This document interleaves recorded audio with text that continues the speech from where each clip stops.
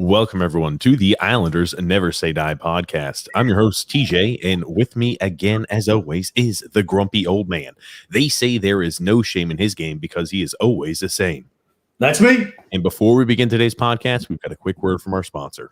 The NFL is back, and DraftKings Sportsbook, an official sports betting partner of the NFL, is giving all new players a can't-miss offer for Week 1. Bet just $1 on any NFL game during the first week of the season and receive $200 in free bets instantly, no matter what. Take advantage of this limited-time offer now. You heard me right. DraftKings is giving all new users $200 in free bets instantly when you place a bet of $1 or more on any Week 1 game. Head to DraftKings Sportsbook app now and check out all of the great promotion and daily odds boosts. Plus, you can make every game a big game with same-game parlay. Download the DraftKings Sportsbook app now and use the promo code THPN to receive $200 in free bets when you place a $1 bet on any Week 1 game. That's promo code THPN to get your free $200 in free bets instantly for a limited time only at DraftKings Sportsbook, an official sports betting partner of the NFL. You must be 21 years or older in New Jersey, Indiana, and Pennsylvania only. New customers only. Restrictions apply. See DraftKings.com/sportsbook for full details. If you have a gambling problem, call 1-800-GAMBLER, or in Indiana, call 1-800-9-WITH-IT. What is up, Grumpy? How are you? You know, I really hope that people were paying attention to the early, like I always say, right? You know, TJ is a freaking tyrant. Everyone knows his thing. I know he is. People close to him know he is. Did you see when this little thing crept in there? You should have saw the look of his face. I really want people who watch this on YouTube to go back to the beginning of when we came on the screen and TJ started reading. Actually, he wasn't reading it because it wasn't messed up. But when our ad comes on, where, you know, I guess it must take him probably for that 1 minute ad, probably took him about 5 days to get it without screwing it up, because we all know he messes up those ads. But if you look right at the beginning, I moved my camera a little bit, and this came in here a little bit, and he went, man, and then I'm like, you know what? I think he realized how pathetic he looked, and he tried to play it off, and that's what I went like this, woo, woo, woo. It drives him insane when he can't control every little thing.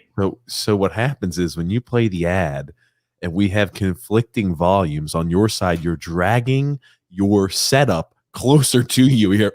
I hear it messes up the quality of the sound. So that's why I'm like, stop, grump. So I just lowered you. Why does it say that I'm on mute when that happens? What? It says I'm on mute when that happens. I don't even know what you're talking about. I don't even know what you're talking about.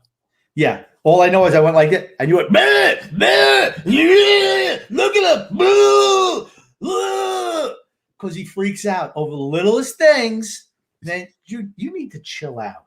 You know, they say, you know, you have a little cat, right? But if you had a dog, you know, when the dog's a little lethargic, they give you puppy uppers. Well, I think you need some doggy downers, my man. That's all I'm saying. Well, Grump, remember, we're trying to grow with this podcast. We're trying to grow it. And remember, the best way to go ahead and support it is by subscribing on YouTube. We go live every single Wednesday and Saturday at 8 p.m. Eastern Standard Time, and also following us on Facebook and Twitter. On this upcoming Wednesday, we've got Andy Francis coming on, comedian Andy Francis. And this next upcoming Saturday, we're going to be changing up the time. We're going to be early bird special. Oh, it's going to be 12 o'clock Eastern Standard Time for Rob Schremp is coming on the podcast.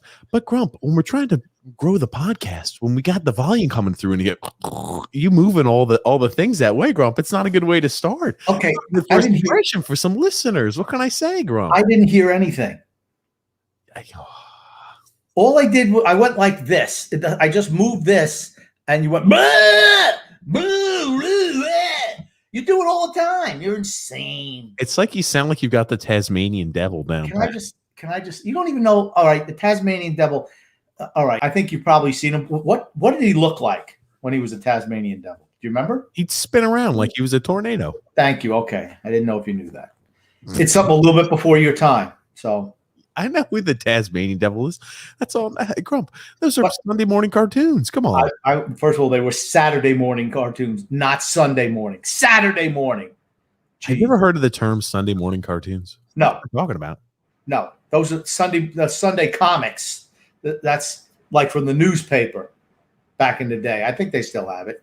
No, but it's Saturday morning cartoons. That's what it was. But like I said, I want to give you a little bit of credit. You did a nice segue to actually promoting our podcast today, which is highly unusual. But one thing you did not promote was the TJ and the Grumpy Old Man program, which is Sundays at 8 o'clock-ish, 8 o'clock TJ time. And for people who don't watch on YouTube or Facebook Live, I'm doing the air quotes, 8 o'clock-ish, because TJ time, well, we all know it's not quite 8 o'clock. And then Thursdays at 9 o'clock-ish. It doesn't matter what time. It could be 12 o'clock at night, and he'd still be late. Well, I thank you, Grumpy Old Man. But yes, today we will have a call-in feature because, we won't have as many call-ins coming up. We've got a few people planned out here for the next few podcasts. So we'll definitely make sure today we're going to open up the phone lines and allow people to call in. I feel like it's been a while. We've had a few guests on our last podcast, our last 3 podcasts. We've had guests on. And I'm sure some fans and listeners, they're starting to get a little sweaty. They're starting to get a little antsy that nothing's been done by the Islanders. And, as time continues, that's going to be, I think, only mounting. That's going to increase the amount of people who are in that side and in that support. But there are some actual articles. I had to, because, we're in the off season. There's not a lot that's going on. I have to read some of the content that gets put out there on the web, Grump. And I know you're going to enjoy this one. So, there was an article made from our friends, the Islanders Inquirer, saying that this year needs to be a year that Simon Holmstrom has a bounce back. It was another one of those articles that were just kind of a nothing article, everything you could just look up online and think to your brain. But I'm like, oh, wow. So now we're getting people also supporting that maybe Simon Holmstrom needs to step it up a bit. Okay. I don't know how they can say, what did the article exactly say he needs to what, bounce back? Bounce back. From what? He's been an absolute zero ever since they drafted him. Was he more of a negative than he's been previously? I don't think so. What was the excuse the first? Oh, he's so young. Youngest guy in the AHL. And then the second year, still one of the youngest players in the AHL. Well, you know something? What they should have said is worst player in the AHL. That's what they should have said. And they should say continually still the two-time worst player in the AHL. That kid's he's going to suck. They'll jam him in the lineup. You watch. They'll jam him in the lineup at the expense of a Kiefer Bellows who can actually play. But this Simon Holmstrom, he was one of Lou's boys. So he's going to slime him in there. He's probably going to take over for Josh Bailey. That's zero. Let me ask you this. When do you think Simon Holmstrom is going to be, in your scenario, slid into the lineup? It's not happening this year. It's not happening next year. I mean, that best case scenario for Simon Holmstrom, you're looking at 1, maybe 2, possibly 3 years from him being in the lineup. When is he going to be talented enough to play in the lineup? Is that your question? Or is it when is he going to be No. I said in your scenario, you said they're going to slide him in instead of a guy like Kiefer Bellows. That to me, that intimates that you think he's going to get a chance sooner rather than later. I think Holmstrom's at least 2, probably 3 years away. I think when Josh Bailey's ready to retire, they'll put him right in that spot. I mean, this way you can't possibly get any worse. And it'll be like, it's like same thing. No improvement at all. Nothing any worse. Can't get any worse than Josh Bailey. So I know I'm picking on Josh Bailey. He hasn't even done anything, but it's just easy. It's a layup. It's a layup, boys and girls. Well, I'll tell you, after Phil Fax was on our podcast last week, I seem to have gotten overwhelming amounts of individuals who, they subscribe to the AHL TV telling me that Otto Koivula, no chance. I did seem to get a lot of those on social media, Grumpy Old Man. Well, you've had, let's just say you've been excited in the lower region for Otto Koivula for a number of years. And it must be crushing to you, just absolutely crushing. First, Phil Fax and his bland background slammed Otto Koivula. And now all these other people who said, you know what, let's get AHL TV. Let's see if Phil Fax is correct. And they look at him and they're like, TJ, your boy ain't going to make it. How did that feel to your ego? How did that feel? It didn't hurt my ego. Maybe we're going to have to reach out to Otto Koivula. I don't know. Wouldn't that be also? I wonder. Wouldn't that be a nice little guest on? That being said, Grump, there was a. Can I just say one thing about that? There's no way Otto Koivu will do this podcast. He's still trying to get a job with the Islanders, and if he's affiliated with us, it's not going to happen. No shot. Maybe something. I have a plan. Let's get Simon Holmstrom on this podcast because that I think will help us in the long run. Not having that useless Casper dog in the lineup anytime soon. Oh, so you're thinking that that's a last-ditch effort once his career is long gone. He says, "Oh, okay, maybe now I need to go ahead and go on the TJ or Islanders Never Say Die podcast." Grump, that's what you figure it is? I'm sure you'd be very nice to that guest. I figured this way: as some people have said, the Islanders hate us, anything that we do, because we're not, the little glad-hander podcast that all these other fly-by-nighters are. We, preach the truth with a little bit of edge, a little bit of entertainment. And, well, entertainment certainly isn't something the Islanders like to do. You ever seen them play under Barry Trotz? But we're a little bit more realistic as opposed to flowery, right? So a lot of people don't like us. The Islanders critical of the grumpy old man ripping on A.J. Malesko or any other minions that have been on that team. Don't like it. So I'm just saying I think we should get the players that I don't like on this podcast. So if somehow they are affiliated with me, it'll get them off the team, and I've accomplished my goal of getting better players on our squad. Sounds like a foolproof plan, grumpy old man. It sounds like a very, very it sounds like a very articulate and salient plan, Grump. It's going to work. It's foolproof. Hey, I just thought it up right now. Oh, look at that. Your brains are churning. Switching to more serious like this. Sometimes I worry what's churning up in that brain, Grumpy. But switching to more serious topics there. They also were posting items out there saying, I cannot believe the Islanders only have the 8th highest odds to win the Stanley Cup this next year. When I see something like that, I just scratch my head and think to myself, I'm like, really? Are we looking at the same team? What are you expecting the Islanders have, the highest odds, second highest, third highest? I think 8th highest odds to win the Stanley Cup is probably an accurate depiction, if we're looking at right now today, the Islanders' chances of winning the Cup. Yeah, I don't think we're close to being favorites or even really contenders.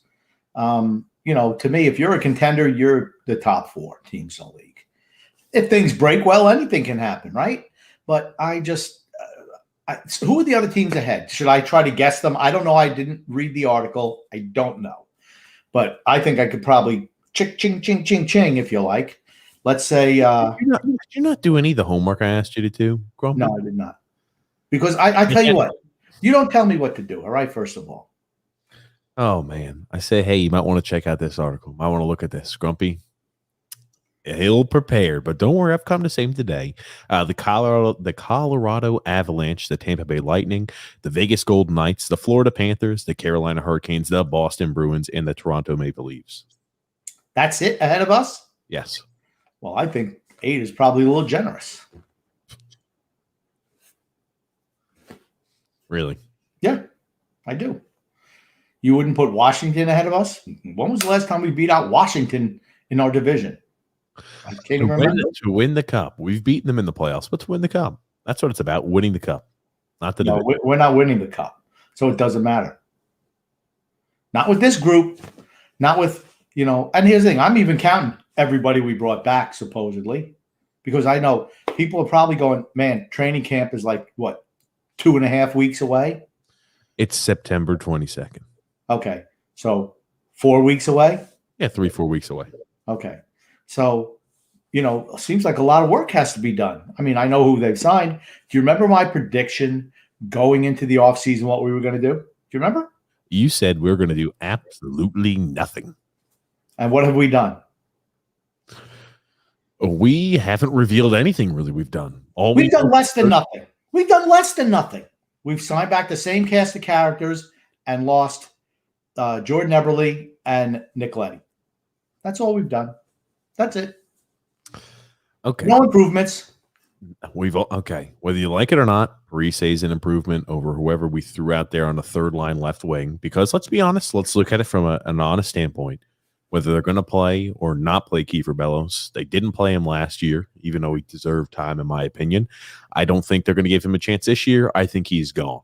I think he's going to be offloaded. I still think that we're going to make the trade for Tarasenko. I know I might be in the minority here, but as things continue to elapse and times continue to elapse, I'm thinking to myself, maybe there is an issue with the asking price, or there's an issue with the medicals that they've seen. Can I ask you a question? Sure. Who were our 2 third-line wingers at the end of the year? Who are they? Do you remember? Leo Komarov and No. He was a first-line wing. Who are our 2 third-line wingers? Towards the end, are you talking about towards the tail end of the series against Tampa? I'm talking about, you could say the tail end of the series against Tampa. You say the tail end of the year. It was Kyle Palmieri and Oliver Wahlstrom. Those were our 2. He sat out for the majority. He sat out for the majority of the playoffs. Okay, because he got injured. But so who are they? Who are they? You just said Zach Breese is a vast improvement. And you know what? He might be, because who is he replacing? Kyle Palmieri, the F-. No, so maybe he's an improvement. What are you talking about? Zach Breese is replacing Leo Komarov. Kyle Palmieri played on. Hold on, stop. Kyle Palmieri played on the right wing. What are you talking about, Grump? So Wahlstrom was playing left wing at the end of the year? Wallstrom was sitting out the last 12, 15 games. Even after he got healthy, they sat him on the pine. I'm talking about the regular season. Okay, so I asked if you talked the postseason. You said sure, and now we're going back to the regular season. I just said who are wingers at the end of the year before Wallstrom got hurt? Who are third line wingers? Because you said that Zach Parise is a vast improvement over who our third line wingers were last year, and who is he replacing in essence? Kyle Palmieri, right? No. What? Oh my God! I don't understand how we're on such different wavelengths right now. What was the third line at the end of the year going into the playoffs? It was a mixture between Oliver Wahlstrom, John Gabriel Pageau, as well as Kyle Palmieri. Okay, you said that Zach Parise is better than any of the third line options that we had at the end of the year last year. That's what you said. I said he is a better option than the third line left winger we threw out last year. Okay, and he is. Who was that last year? Was it Wahlstrom? Okay. Towards the end of the year, Leo Komarov, Jean Gabriel Pageau, and Zach Parise were all on the third line. Every single one of them were on the third line, right? Actually, I thought Komarov was our first line left wing. No, they moved him down to the suck line, where they played with pulled groin and broken-handed Jean Gabriel Pageau, and they played him on the other side with Travis Zajac, and the Travis Zajac played the other wing. That was in the playoffs, not in the regular season. Holy shit. Yes. End of the season. End of the year ends in the playoffs for us. That's correct. End of the year. Okay. I just don't think he's really that much. I don't think he's any of an upgrade when we're healthy. I don't think he's any upgrade. But we did lose Jordan Eberle and Nick Leddy. And we got Zach Parise. So that's your trade-off? Okay. Then we've done great things. I'm not saying we've done great things so far this offseason. I still think we're in the cards, and we're going to make a move for Tarasenko, especially if he's healthy. That's a big if. But again, I'll say this to you. I think Zach Parise is an upgrade over rolling out a Travis Zajac or a Leo Komarov on the third line left wing unit. Would you disagree? Yeah, but if we're healthy, neither one of those guys play. And if we have Jordan Eberle, none of those guys play. You have Lee up top with Barzell and Eberle. Your second line is what it is. Your third line was Palmieri, Wahlstrom, and J.G. Pageau.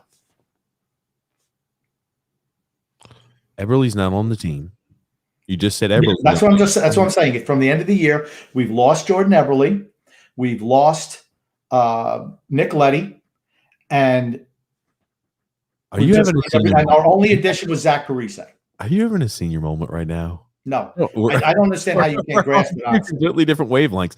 If the team, let's say they're completely healthy, top to bottom, who's your first line left winger going in the next season? Anders Lee. Who's your second line left winger going into the season? Anthony Beauvillier. Right. We did make a move for Zach Parise. Who would your third line left winger be? It would probably be Wahlstrom or Palmieri. Who would be? Let's say okay. We've talked about this. I'll say Wahlstrom. Come on, stop. We've talked about this. If we move for Tarasenko, who's the likely guy to move on out? Josh Bailey. That frees up an extra right wing spot. You've got Palmieri, maybe to play the second line, first line, whatever. Palmieri is not going to the third line right wing. Please, let's not even pretend. That's not happening. I don't care. It's not happening. It's not going to happen, Grump. But that's and you've got Oliver Walsh going to play on the third line. I'm talking about this year going in. You said Zach Breese is not an upgrade over anything we have. Who would be your third line left winger if not for Zach Breese? Oh, right now we're just losing players of value, and we're not bringing anybody in who has any value. That's my point. You all right? Looks like you're having an aneurysm. It's not my fault that you can't understand this. You're going to give me an aneurysm, is right. I'm playing 3D chess and you're playing checkers over here. God almighty. You're not. Oh, stop. I'm on a whole nother level. Aneurysm. You said that Zach Breese is not an upgrade over whoever we got. Are you telling me that Zach? Stop. Okay. Can you let me get a point in, please? Are you trying to tell me that Zach Breese is not an upgrade over Leo Komarov or Travis Zajac? Who else would play the third line left wing position, Grumpy? In your ideal world, who else? Okay. Think about it. Who did we lose on our front nine, and who did we add in? Who did we lose? As of right now, who did we lose? I'm not disagreeing that we haven't made we have not made huge increases this offseason yet. What I'm asking you is Zach Breese a better left-wing option than the other left-wing options we've got on our team currently? That's all I'm asking you, and I just want you to answer the question. Well, if you want to say currently, maybe. I'm just saying from last year, he's not an improvement. In essence, you've swapped out Eberle and Letty for Parise. That's all you've done. That's all you've done this offseason. Nothing else. Oh my God. I'm asking you a really simple question. First of all, I don't think he's good enough. He's a depth piece for Minnesota. How good is he going to be? Depth guy. 37 years old. I don't know what you're expecting from him. He's Leo Komarov without being able to play any defense. I want you to answer the question. I think a really simple one. Who, if Zach Breese is not on your third line left wing, who would be a better option than him on our roster currently, right? Let's assume we don't make any move for Tarasenko, and let's even assume we did, right? If we made a move for Tarasenko, I think you and I agree Josh Bailey's the likely player to be moved out in that situation because it fills their need to want to compete now and whatever else they want to get done, right? So it's a wash. Breese or whatever, Tarasenko, Bailey, whatever. Just assume that we're going to have that guy involved in some capacity. Who would be a better third line left wing option than Zach Breese? I'm not saying Zach Breese is the best left wing in the history of the New York Islanders. I'm just saying, who else would you have over Zach Breese on a third line left wing position? Kiefer Bellows. Okay. Oh, here you go. I have no issue with the Kiefer Bellows. They're not going to play Kiefer Bellows, though. Well, what is that? But he's a better player. At this stage of his career, younger, better legs. That's a guy I'd roll with. But the whole thing is, think about what we've done this offseason, which is what we've done, right? Have we made any improvements? You were the one who said that he's a vast improvement over our third line wingers.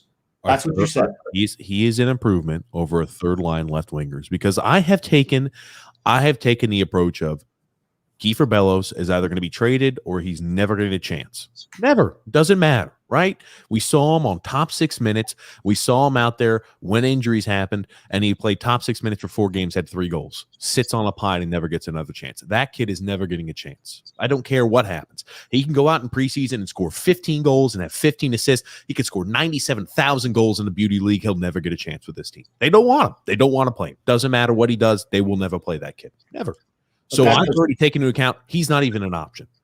Well, for me, that's not an upgrade. You said he's a vast upgrade over what we have. I don't think he is. Now, if they don't want to play him, that's a whole nother question. But he's not a vast upgrade. Just isn't. Just not.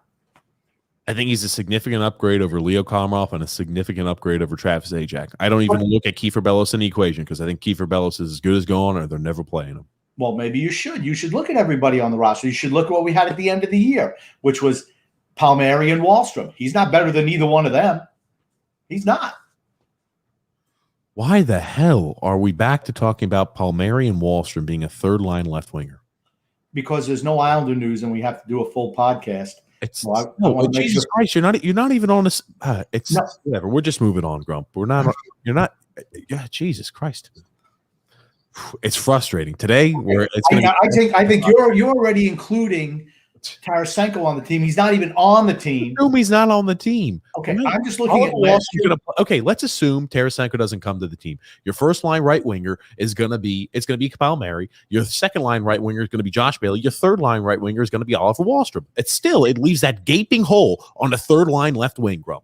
I understand, but what I'm saying is at the end of the year last year, we went into the playoffs. Our third line, our left winger, was Oliver Wahlstrom because Kyle Palmieri couldn't play left wing. And as far as I'm concerned, Oliver Wahlstrom is also way superior to what Zach Parise brings now. You're the one who said that Zach Parise is a vast upgrade. You're talking about he's an upgrade over depth pieces who weren't playing at the end of the year, okay, till injuries took us out. But, I mean, I just don't think he's improving. Okay, Leo Komarov may have played on the first line. When Anders Lee is healthy, where does Leo Komarov play? He doesn't play at all. He doesn't play at all. Towards the end of the year, when we had injuries in the playoffs, Grump, in Tampa, we had a third line at the very end of the suck line of Leo Komarov, John Gabriel Pageau banged up, as well as Zach Parise, or as well as Travis Zajac. That was our third line. Well, I'm just saying if everyone's healthy, at the end of the year, if Anders Lee was in there, Leo Komarov and Travis Zajac never even would have played. We don't have Jordan Eberle on our team anymore. That's my point. That's my whole point. To me, you've in essence lost Jordan Eberle, you've lost Nick Leddy, and all you've brought in for a replacement is Zach Parise. That's all you've done. Everybody else was on the team last year. Okay, we're gonna have to move on. My brain, I've got blood. I might have an aneurysm. That's right, Grumpy. I've got to move right along. I think I'm trying to make it as clear as what I'm trying to articulate, because again, I've explained my point. I don't think Bellows has a shot in hell. No chance at all to play. No chance. I've got no issue with him playing, but he's got no chance. Let's be honest. Do you think realistically Kiefer Bellows has a chance out of camp to play? That's not the question, of course. That's the question I'm asking you. I'm asking you, grumpy old man. Do you think I don't think he has a shot. I think he has no shot. Thank you. That's okay. Right. So here we go, right? If we think he's got no shot at all out of the players that we have at left wing at the moment, who could slide into the third line left wing position of Leo Komarov, Travis Zajac, who knows? You even see, Leo Komarov might be gone. Who the hell knows what's going to happen the remainder of this offseason? But let's assume nothing else happens. Is Parise not an upgrade over a Travis Zajac and a Leo Komarov? Well, but he's not the best play. He's not the best option, and he's not a vast upgrade over Kiefer Bellows. That's all I'm saying. Okay, I don't disagree with that. I think they're I'm glad you saw my wife finally. It only took a half hour. Thank you. That's all I said. You are not. Oh my God, you just not get what I'm trying to say. Anyway, I had another thing I wanted to mention before we kind of open up the phone line and start getting just a few comments. Crump, Jesus, my brain. You know what? I want to take a 15-minute breaker. Jesus H, Grumpy. Hold on, I have to blow the smoke off my 6-shooters as I just gunned you down once again. That's no, Grump. Oh my God. Oh, Jesus Christ. But there was also an article published again now asking who are the 3 most underrated Islanders you think are on the team. Maybe not for Islander fans, but for the fans in general viewing public, who are the most underrated Islanders. And again, the list came up with Ryan Pulock, Casey Suzikis, and John Gabriel Pageau. In my opinion, I don't really think there are that many underrated players on this Islanders team. I mean, right, even if we're thinking, I would have told you Adam Pelech before the playoffs, but based off of how much the NHL started to cover and blow his trumpet every single time he did anything well, I'm like, yeah, he's not so much underrated anymore. I don't really think we have many underrated players on this team. I don't think anyone on this team is underrated. I mean, at least they didn't say Josh Bailey. I will say that. At least they didn't say Josh Bailey. For me, you're talking about Casey Suzikis. He's a fourth-line center, oft injured. I mean, he puts up what, 15 points a year? He's good defensively. That's any fourth-line center USA. I mean, I don't know how that's underrated. I think he gets more pub than most fourth-line centers. The greatest fourth line in hockey. I don't know how that's how that is leads to being underrated. JG Pajot, now fans might think he's underrated, but I guarantee you teams don't. And Ryan Pulock, he's our number one defenseman. How is he underrated? I don't know. Yeah, when I saw the list, and again, maybe they're thinking, oh, well, if somebody looks at a brief snapshot and they squint at it a little bit, Ryan Pulock didn't have a whole bunch of goals this year, so maybe he's underrated. Okay, here's the thing. I'm going to say one thing.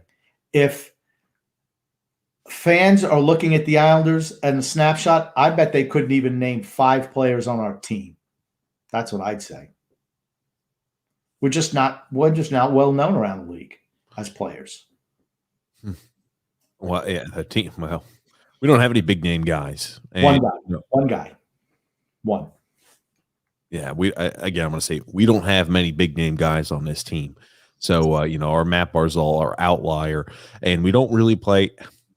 I love maybe my boy Scott Mayfield. You think he's underrated? I do think he's underrated. Okay, there you go. But again, towards the end of the year, and via the Islanders fans, the Islanders community, we all understand how important and valuable he is. I was going to mention something, but you ran right over me, Grump, so I forgot. I'm sorry.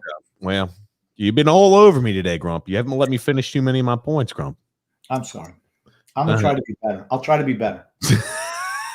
I'll try not to move my microphone. I'll try not to make any motions, any noises. It doesn't take much to throw you off. I understand. Don't worry. I'll smooth your little ego. You're all right. You'll be okay. Stop. You're freaking ridiculous.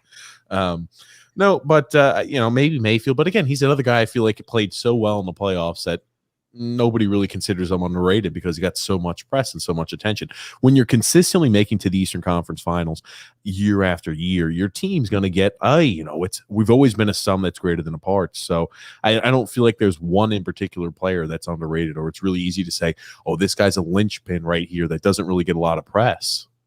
Yeah, no, I don't either. I think actually I could say a lot of our players are overrated, not based on what, our success, but what their actual talent level is. Because it's a team, I feel we get way more out of our talent than most teams do. And that's credit to Barry Trotz. Yes, it is. Yes, it is, grumpy old man.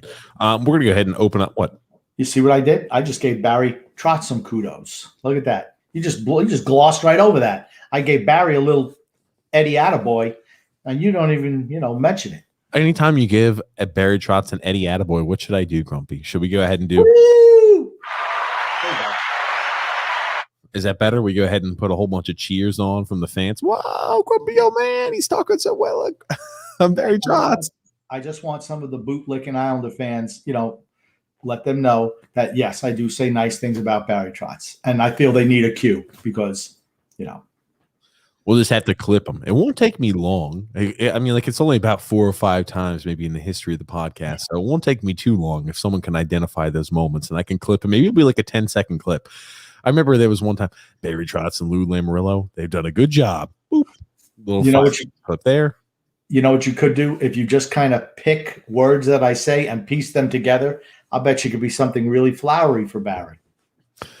Yeah, Grumpy. I'll tell you now, it would like a ransom note, something like that, just using audio. Or just cut out a word instead of you saying Lou and Barry are not this. Just take the not out and it flows perfectly, right? Are this. Lou and Barry are this. Yeah, that would work. Lou and Barry are not great. Blah, blah, blah. Whatever you'd say. Just take the not out. Yeah, so that's what I'm alluding to, Grump. But yeah, we're going to go ahead and open up the phone lines here. I know it's been a while since we last had call in. But yeah, we're going to allow some call in, ladies and gentlemen. If you have any sort of comments or questions, Grumpy, I know he wants to keep things short and sweet. So we'll let you make your point, and then we'll go ahead and we'll get a chance to discuss it. What are you giving me that face for, Grump? Nothing. No reason. I'm often verbose. Not as much as you, of course, when I answer a question. I don't feel if somebody asks me a yes or no question, I have to go on a 15-minute soliloquy like you do, trying to use every big word that you've ever learned in a dictionary, wrong most of the time as well in your application. But I don't feel I need to do that. I'm very succinct with my answers. I want everyone to get a shot to ask a question or put in a comment. No. You always get on me afterwards, Grump. What are you talking about? Oh man. Oh, look how we're trying to make me look like the bad guy again. Grump, here's the thing, Grumpy. Hey, you're live here with TJ and the Grumpy Old Man. Who do we have calling in? D-Cut. What's up, boys? What's up, D-Cut? D-Cut. Let me tell you something about D-Cut. He's part of the Isles Misery crew. They're fantastic. I love when he mentions things like that. He'll always say the Islanders Misery crew. He almost gets it exactly right, but he'll throw something on at the end. Grumpy. Thanks. And D-Cut, you notice what TJ did there? I tried to give you a shout out, and somehow he managed to belittle me trying to do that. You saw it. Always. You know what? TJ loves these Booster Club Facebook groups. You never give shout outs to Isles Misery, Rated R. We'll also want to send much love to Jay Rich on the birth of his son. He's the co-founder of Isles Misery with me, so I just want to give some love to Jay Rich on the birth of his second son. Congratulations, Jay Rich. Thank you, Grump. A couple of things that I'll let you guys go. Great show, and thank you for getting us through these dog days. I mean, well, Lou Lamoriello is your general manager. All you're doing is refreshing Twitter 500 times a day, hoping to see like a Michael Del Cole signing. I mean, it's ridiculous over here. But one thing that everyone looks at the forwards, Tarasenko, they want to bring in, which I agree. I want to bring in more talent. And I called about this a couple of weeks ago. This decor is decimated from 2 years ago. I mean, Johnny Boychuk was our seventh defenseman 2 years ago, a year and a half ago in the bubble, or a year ago in the bubble. Now we're looking at possibly Sammy Vatanen is what they're saying is going to be signed. Now, I don't know if it's true or not, but that's the rumor. And he's going to play on the second pair D. I mean, we had Devon Taves 2 years ago. I mean, this is very concerning. And I hear these Booster Club guys. Chara's 43 years old. He's a dinosaur skating around. This is very worrisome. I really don't know what's going to happen in the next 3 weeks. I don't expect anything except, like you say, Grump, basically bringing back the old crew.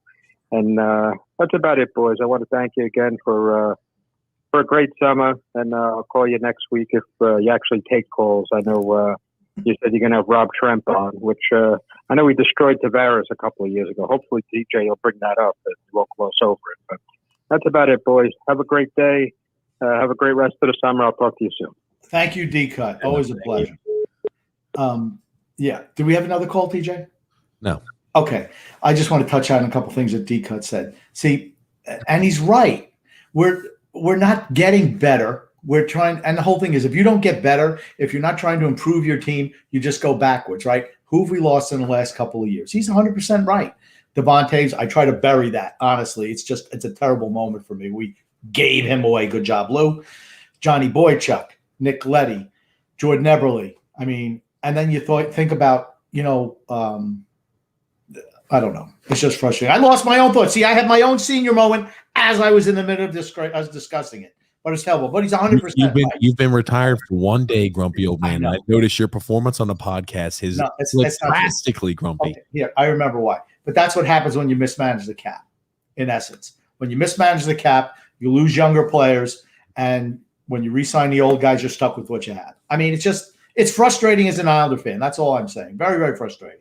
And for the glad-handers who think all is right with the world, the fall is going to be mighty hard and mighty fast. Okay, let's, I try to think that, try to take everything with a grain of salt.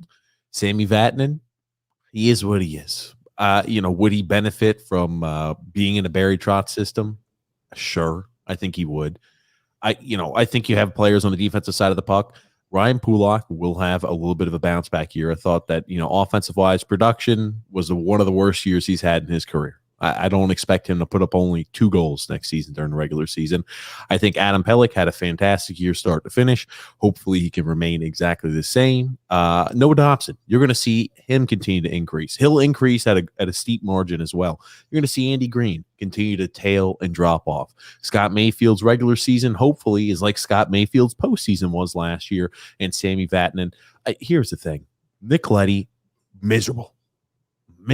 Nick Leddy. Lazy Leddy. You don't get a name like that for fun, for shits and giggles. Lazy Leddy. He did certain things well, but he had a lot of deficiencies in his game that drove me insane. I'm not saying we've made marketable increases on the defensive side of the puck if we bring in a guy like that, and I would argue that maybe we took a little bit of a step backwards if that's the case. Well, that's my whole thing. As guys, when you have guys in their 30s, every year their productivity decreases. If you have younger guys, they have the option of getting better. On the defensive side of the puck, players I listed, only one player's in his 30s, and that's Andy Green. Right. And we know he would technically be in his 30s, but right. I mean, do you think Vatanen's going to be getting better if we bring him in? I mean, you would have to say that's a net loss. If you bring in Sammy Vatanen and lose Nick Leddy, I know you're not a fan of Leddy. Wouldn't you say that's a net loss? That's what I said. I think that's a little bit of a step backwards. But here's another thing. I think in net, I think we're going to take a step forward. I know everybody's going to say, PJ, how the hell could you think we're going to take a step forward in net? Simon Varlamov set the record for most shutouts in Islanders regular season, blah, blah, blah. They're going to list a whole bunch of stats to me. I think Sorokin only improves off of last year. I don't think Sorokin's staying the same or is taking a step backwards. I think Sorokin's taking a step forward. And maybe you're going to see Varlamov recede and take a little bit of a step backwards. Again, we've said it before. We'll say it again. Sorokin's the future of this team as a goalie. He's going to be the guy. He's going to be the brick in the stone wall back there.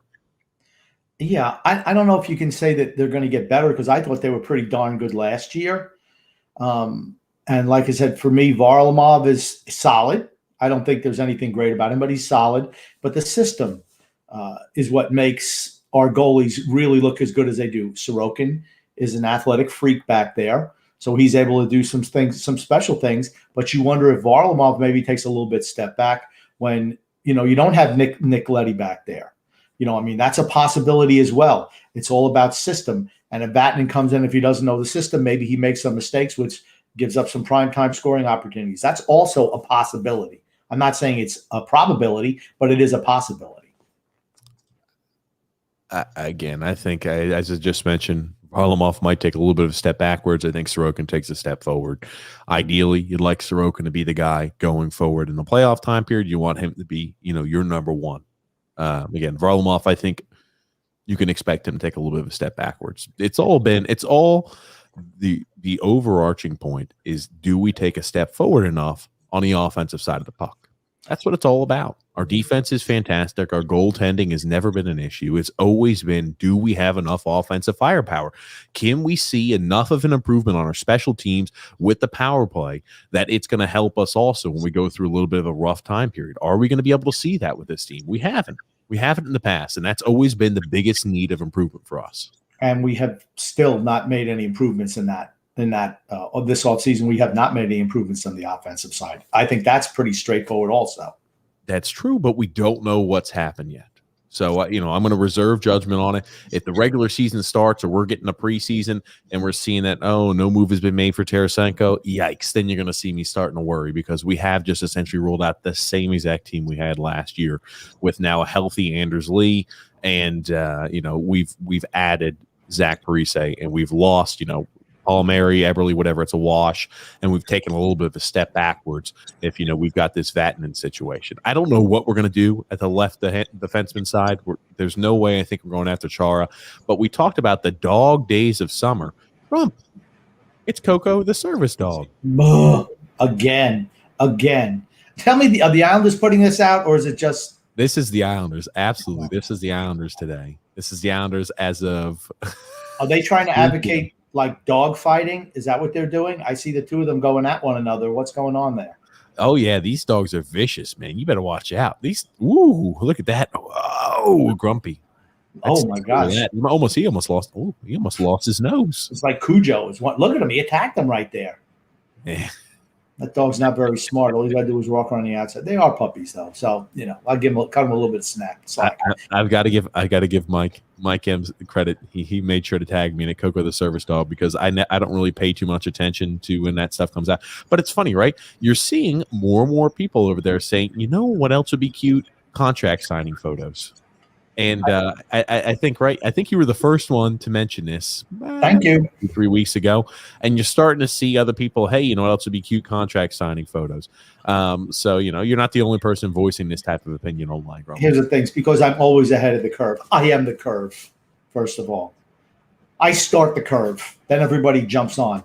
I just want to say thank you to Mike M for sending us that because, and that's one thing about, the people who listen to us and, the Islander fan base, they're always sending us stuff, which is great. I always want everyone who listens to the show to almost like be part of the show. I really do. We're family here. We are. We're family here. Absolutely. The Isles Misery Crew. Part of our family. Yeah, everybody listens to the podcast as part of the family. Absolutely, Grump. Yep. Master Lego Yoda said, as of right now, it's 8:03 p.m. But of course, the podcast isn't on yet because we're under TJ time. So now everyone has to wait. Yeah, Grumpy, why don't you? Hey, Grump, why are we running late today, Grumpy? Can you let everybody know, the fans, why we were running late today? Because you didn't get it started on time. Matter of fact, I think there should be a new. You want to can go by what's a thing at Twitter? What is it called when something goes good or something's really popular? What's it called? It's called going viral. Viral. Hashtag TJ time. I think that would go viral. Dude, you were eating food at 8:02 p.m. I was going to get ready to go. I don't want to hear anything. I was waiting on you to finish up eating. Now all of a sudden you're not going to cut me a little slack and let the people know that you were the reason we ran late. Look at this. I'm not the reason we ran late. I had to call you again, and you're like, don't move your microphone. Don't move the table. Watch out, there's a wire over here. Don't look at the wire. Grump, you understand when you drag that stuff around, it just causes it's not aesthetically pleasing for people who listen to it on the podcast and listen to it. Aesthetically. Now I'm a man of the people, Grumpy. I know that's gonna sound like, oh, I can't bear to listen now. My headphones. And that's what it is, Grump. I'm a man of the people. What can I say? They should do that anytime you talk. That's what they should be saying. Do you think they just lower the volume all the way down on YouTube when they start talking? Is there a feature where you can tune out a certain voice like yours? I don't think they have that technology created yet. But that's one of those free ideas. If somebody can create it, hey, Grumpy won't ask for anything. He'll just use it for his own pleasure, right, Grump? Exactly. Master Leggett also said, I don't know if you guys heard, but the Hurricanes are giving a huge offer. Jesperi Kotkaniemi. Why is Shampoo Lou not doing something like that? He's too young. He's too talented, and it never works. I almost literally chimed in saying because he and Barry do not like young players. There you go. See, they're right on time, right? But what's probably the real reason? Okay, I'm not going to say this is the real reason, but maybe, just maybe. I mean, they said that, you know what, you did it to us with Aho a couple of years ago. We're going to do it to you with Kotkaniemi. I mean, that's very possible too. And Montreal will match, and he'll sign there. Now, in other news, they signed Svechnikov to an 8-year deal. He wasn't even close to being an unrestricted free agent. 8 years, $62 million. That's how you buy out free agency years right there. My point that I've proven once again, here it is. In the black and white, signing the young guys, long-term deals, buyout free agency years. Good job, Carolina Hurricanes. We've always talked about that, right? It's almost like an unwritten rule. You do not offer sheet other teams young restricted free agents. And if you do, it's going to come right back your way. It's almost like one of those unwritten rules. We talk about it all the time. You talk about it. I know Coach Tommy B talks about it. It's just one of those things that teams usually do not do. Because it never happens. They don't go anywhere. And a flat cap year, what are they going to offer? Montreal's going to match that in a second. Mm-hmm. If they even do. Who knows if they will. Eli also saying, we should just say the show starts at 7:45. So TJ time is 8 o'clock. Thank you very much, Eli. Actually, I think maybe 7:30 you should start because he's – well, yeah, all right, whatever. It'd still be late. Toby O'Connor saying, what's up, fellas? What's up, Toby? Go ahead, Grum. Yo, Toby, what's up? Eli saying Canes offered 6.1 for Kotkaniemi. If Montreal doesn't match, they get a first and a third round pick. I think they should do it. They don't have the cap space to spend that much. Montreal they're not letting him go. Not at all. Right. What were the stats when I saw with Kakaniemi regarding playoff points, playoff point production for how young he was? I know they were throwing his name out there on a comparison sheet, and it was like with 4 players. I think it was Gretzky, Modano, Crosby, and him. And I'm like, oh, again, this is a while ago, so my memory's a little hazy. But I mean, he performed extremely well in the playoffs. There's no way they're going to let him walk for $6.1 million. No way. I don't know what the numbers were either, to be honest with you. But that whole kid line played very well in the playoffs, and 6.1 is nothing. Like I said, it's off. It's just, I think it's almost like, you know what? You tried to do this to us with Aho. We're going to do this to you with Kakaniemi. Yeah. Emmanuel R. saying, good evening, gents. Quick thought. Do you think a third team is involved in holding up a Tarasenko trade? Nope. The Islanders want to kill on this. They want to kill on this trade. They don't want to give up anything to get Tarasenko. And here's the thing. Remember, St. Louis is cap compliant with him on the team right now. They don't need to trade him. They don't. There's a glut on the roster of certain spots, but they don't have to trade him right now. We need him more than they need to get rid of him right now. I don't disagree with that. Now, that was an interesting thought. So you think in a deal that's going to be done, that the Islanders are going to take the full cap hit of Tarasenko? Because I heard that was one of those issues as well that might be holding everything up, is they want St. Louis to retain, or somebody to retain, some sort of cap hit that Tarasenko has. And that's my whole point, why you don't have all these other guys locked up or signed up. They just haven't announced yet. If you're trying to get a big fish like Tarasenko, you're going to need every penny. You don't want that to be an impediment. You don't want to say, well, gosh, I signed Zach Parise and I gave Kyle Palmieri this much, and you lose out on a Tarasenko. That's why you don't have those gentleman agreements, because here's the thing. Once you have a gentleman's agreement with these players, you cannot go back on your word. If you go back on your word, you're dead in the league. I'm just going to tell you right now, absolutely dead. So we can't do that. That's why you say to Zach Parise, okay, we'd love to sign you back. Maybe we'll sign you to a PTO, but we're going after somebody else first. Not sign you back, but we'd love to sign you.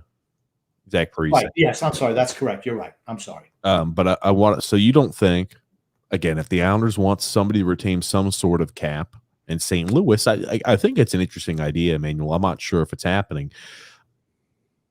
The more this goes on, I don't think necessarily it's the price that is going to be impeding us from making this move. I'm thinking, oh, maybe it's the medicals. Yikes. Because, again, as Phil's facts brought it up too. As Elliot Freeman released, the reason that turned Buffalo off a little bit on Tarasenko was because of the physicals. But we have different doctors than they have. I mean, so who knows? Maybe Jersey is looking at something a little bit different. I don't know. We haven't heard anything on that front. Buffalo. Oh, I think it was New Jersey who was interested in him, not Buffalo. Okay. Jersey, Buffalo, whatever it is. I apologize if I'm wrong. Okay. Well, usually I know we have different team doctors than them, but it is a little concerning. You could say that, right? Well, I would say probably their doctors are used to looking at young players, and all their stuff looks really good. We got a bunch of old guys, so maybe we're used to looking at damaged limbs and concerned to roll them out there. It's another possibility. You might be on to something. Rusty Spooner saying, hi, Grumpy and TJ, let's go Islanders. It's a late again. Shaking my head. Yeah, Grumpy, it's your fault. Master Lego said, TJ, you're getting it from all your viewers. Be on time. It's Grumpy. Oh, this time it was Grumpy. They know. You run the podcast. I don't. You run the podcast. I don't.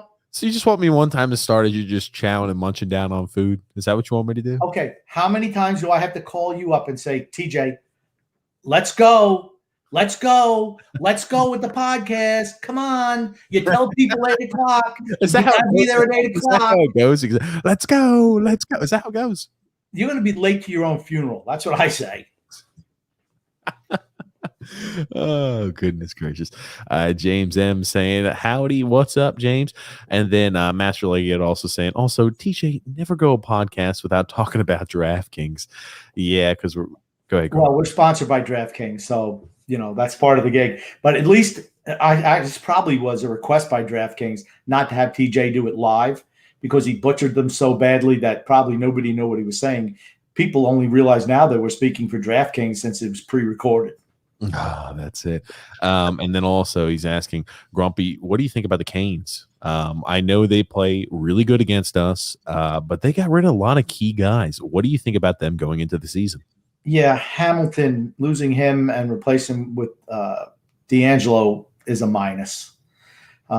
Just like us losing Letty and bringing in Vatanen would be a minus. I think their goaltending situation, I still don't know what they're doing in goal. It's worked out for them somehow, but Frederick Anderson was hurt most of last year, and I don't know how much he has in the tank, and they brought in Rantanen. Is that the other guy they brought in? Yes. But he's a backup. So, I don't know what they're doing in goal, but they're young, they can skate, and they give us problems. Though that's the type of team that gives us problems. And they're, once again, you let your younger players develop on the major league roster, and when they get better, your team gets better. Last year was a perfect example, right? They won the division. And, whatever you say, they did win division. We came in fourth in ours. And I just don't like playing them. They're a thorn in our side, without a doubt. Yeah. I will say every single offseason, I'll even take this back to last year's offseason. I thought the Hurricanes made moves to make their team a little worse. And this year I've got the same exact opinion, but it always seemed to produce results. Right. Exactly. I feel the same way, right? It's like you're scratching your head with some of the things they do, and they wind up being better. Sounds like they know what they're doing down there. Anderson did have a little bit of an off year last year, but goalies sometimes have that. They go in ebbs and flows. Some years are really good. Some years they're atrocious. And remember though, he was left high to dry a few times. He was playing for Toronto.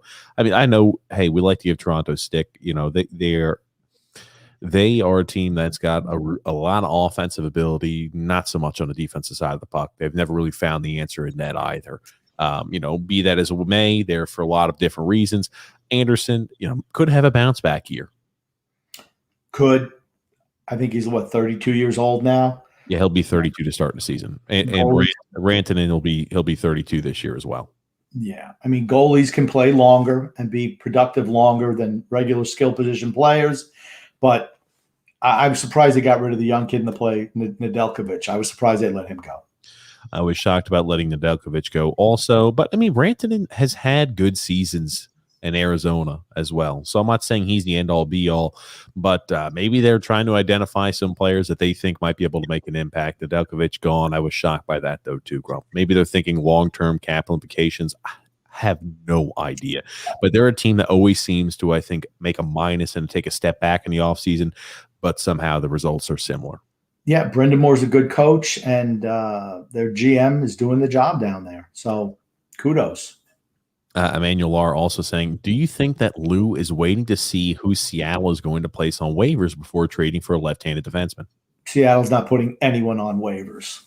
You might be able to trade for somebody eventually, but they're not going to put anybody on waivers. Their left defense is pretty good, though.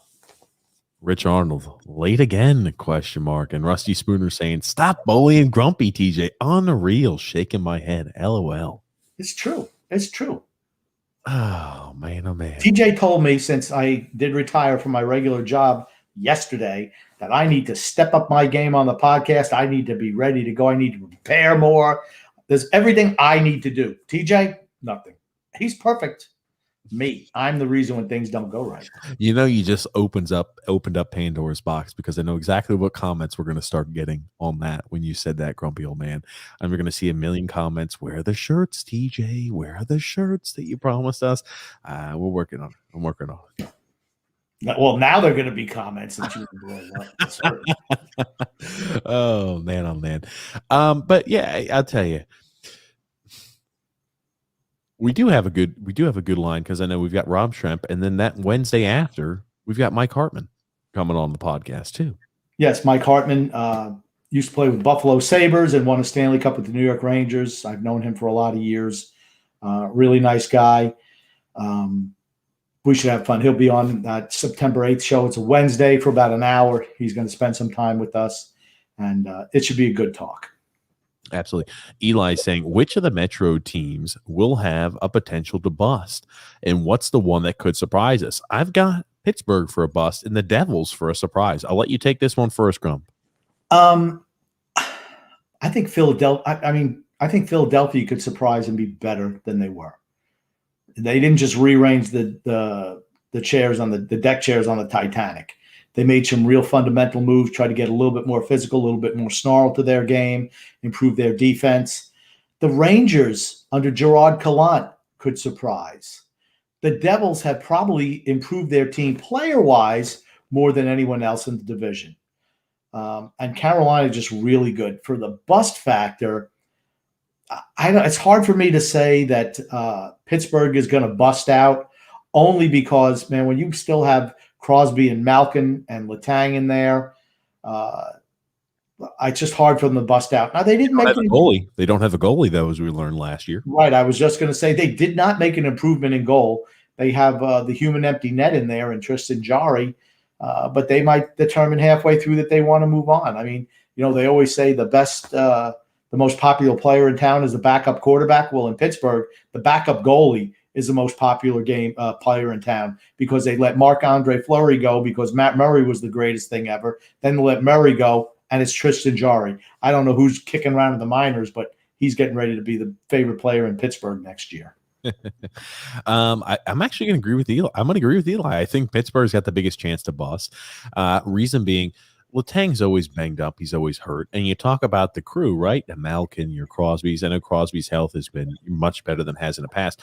Malkin's had issues with injuries in the past before. The older you get, you don't get more healthy. Jake Gensel missed time also last year. He's another guy who's injury prone. Letang's injury prone.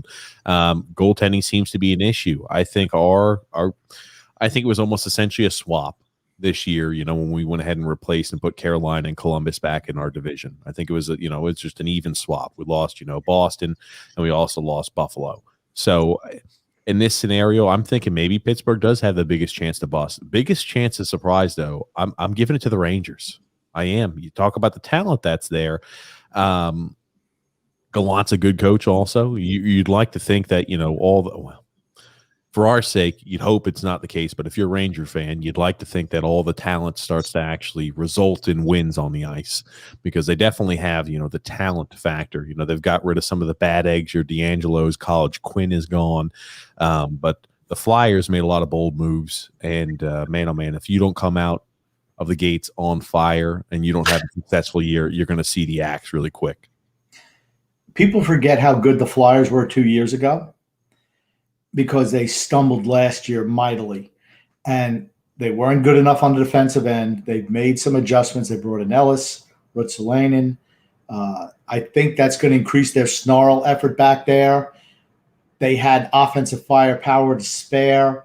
So, for me, they traded for Cam Atkinson, did they not?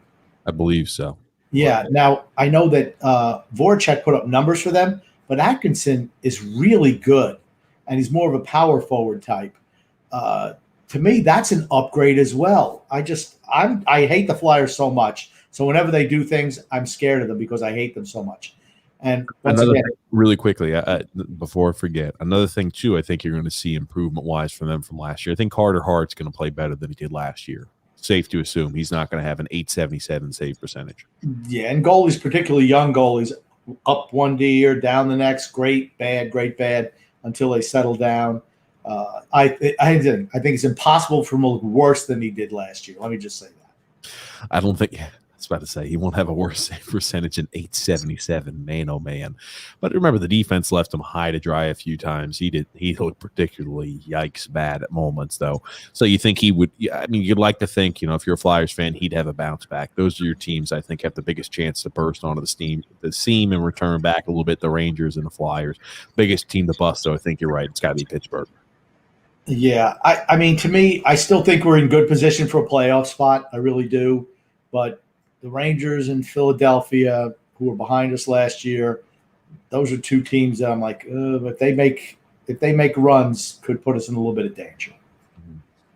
Scott L. also said it's at 8 p.m. exactly. About 10 minutes after 8 p.m. is more like it. and hey, guys. And then Richard L said, no Tarasenko trade if he's going to cost Mayfield and or Billier. That's never going to happen. They will never make that trade. Never. As much as I want Tarasenko, there's no way I'm moving a cost-effective defenseman like Mayfield and Anthony Beauvillier for him. That's what he's saying. He said he does not want a Tarasenko trade if it costs or involves Mayfield and or Beauvillier, and I agree. Yes. Jerry B saying, boys, it's Jerry Springer, former mayor of Cincinnati. Show me some love. Give me a shout out. I'm at a concert in New York City. Dropkick Murphys. Dropkick Murphys. Man, that's old. That's an old name. Shipping off to Boston, right? Shipping off to Boston. Dropkick Murphys. Yeah, man, oh, man. Ooh. Rancid. Oh, goodness gracious. You know what? Any new groups that come out today, they can't even play music, really. Do they know anything? I don't think so. At least these guys can play instruments. It's a novel approach, I know. D-Cut saying millennials like TJ are never on time. Woo! Sal P said, hey, what's up, fellas? Do you think we are going to use up some of the cap space we've gained? Yeah, we're going to piss it away on pieces of garbage to re-sign all those guys. That's exactly what's going to happen. I tell you, if you go ahead and move a guy like Bailey back in return, that's $5 million off the cap, and you're only looking, hey, I've got to find $2.5 million free cap space or $2.5 million offload going the other way, or some other team retains if there's a third team involved. So it's going to be interesting to see. If we were to make a move for Tarasenko, it's not like we're going to be incurring the majority of his cap hit, I don't believe. Yeah, that's the only way that works. There's no way we're taking $7.5 million back. I'm not. But I think offloading around $5 million at least. Yeah, I think what Lou wants to do is just have somehow St. Louis pick up all the cap, and I'm just like, what are you, insane? That's not going to happen. I mean, this isn't the cap-free world, Lou. This is salary cap. This is money. Cap space is everything in the NHL right now, and you think they're just going to give you $7.5 million, almost 10% of the cap? I mean, come on. Richard L said, Breese must have agreed because he's looking for real estate in Garden City. Buh. Terrible. Oh, man. James Miller also said, I was listening to the Ramones, Misfits, and Type O Negative today. There you go. I just listened to Little Ramones today. I know you got the shirt. Yeah, I think about it, and I actually wore it because Phil listens to our show, Phil's Facts, and I know that D-Cut calls him Human Ambient, and I thought today, oh, look at this Ramones shirt. I said, you know what? One of my favorite songs is "I Want to Be Sedated," and this is for Phil. I want to be sedated, Phil. Oh goodness. Emmanuel R said, I think the problem with the offense is not the personnel; it's the constant collapsing in the D zone, which gives the opposing defense a chance to set up. Thoughts? I'll let you take that first, Grumpy. I don't. It's the fact that our personnel is not good. I mean, I'm sorry. We have Matt Barzal and nobody else is everybody else is replaceable. Every other forward, with the exception of potentially Oliver Wahlstrom, is replaceable. Anthony Beauvillier would be third. Other than that, as far as I'm concerned, there's nobody who has special talents on our team. I will say, if you're looking on players that are important, I think Nelson's important in his role, and I think Jean-Gabriel Pageau is really important in his role. Okay, he's talking about the offense and the personnel. I'm not saying these guys aren't important. And J.G. Pageau certainly, I think J.G. Pageau is better than Brock Nelson. I don't even think it's close, honestly. Wow. He can do way more than Brock Nelson does. Way more. He can create. He can set up. He plays offense and defense all the time. He could play on the penalty kill. And I know Nelson does that too, just not as good as J.G. Pageau. Wow. Man, oh man, I'm interested to hear what our fans think about that one. I'm not bashing Nelson here. I just think Pageau is a better player. That's all. Fair enough. Even we're not a team. I know we're not a team. That's one of the items where you can catch you in a transition game. We're not a overly speedy team. If you look down our lineups, that's not who we are. So even if, we were not focused heavily on that collapsing style defense, or we had to, entrench ourselves in our zone, had to make sure, we're crossing our T's and dotting our I's, making sure we're marking every man, we're making sure that, hey, we're having those smooth transitions out where we're taking a little bit slower. I'm not sure a forward grouping ever would be, a forward group to where we could catch teams really in transition. Albeit maybe there are a few guys who could, but as a whole, not really. If we're talking speed in the transition game, it's not something that we're ever going to be, excelling in. No. I mean, how many guys really are fast on the team? Think about it. Who you consider, gosh, man, they have speed to beat you. 2 guys? 2? I don't know. I'd maybe give 3. Jean-Gabriel Pageau, I feel like could catch you. He's not a guy I'm saying he's got the greatest speed in the world, but if I'm thinking the speediest forwards we've got, it's Barzal, no doubt about it. I'm thinking Beauvillier, and I'm thinking Jean-Gabriel Pageau. Those are the next 2. Okay, I'll give you 3. Out of 12. 3 out of 12. 3 out of 12. And then you wonder why. Okay. Anders Lee also he's got like rockets attached to the back of his skates. He is Captain America, right? He's the captain of our team, Grumpy. He's got like rockets attached to the back of his skates. He could definitely go ahead and create an odd man break. My mother always told me that if you don't have anything nice to say, don't say anything at all. Next. Toby O'Connor said, yeah, did you see the Carolina gave an offer sheet to Kakaniemi? A little bit of payback, Montreal. That was the first thing I thought. First thing. You did it to Aho, we're going to do it to your guy. We know we're not going to get him, but you know what? We'll offer him the max we can afford under our cap and see what you do. I mean, could you imagine if they got him for a first and a third? I'd do that every day of the week. For certain. Again, especially if you're a team, think about it too, right? They're a team that's going to be late in the playoffs year over year. So it's not like you're giving up an early first-round pick and a third. Absolutely, you do something like that. Stephen L. said, Islanders headed into the season weaker than last year. Lee is one guy. We dropped a few key players and retained the wrong ones. I'll let you touch on this first, Grumpy. Yeah, Anders Lee. Now, I don't know if he'll be as good as he showed last year at the beginning of the year. You could probably see a little bit of regression. I think his shooting percentage was pretty high last year. But even, let's say he scores 30 goals, right?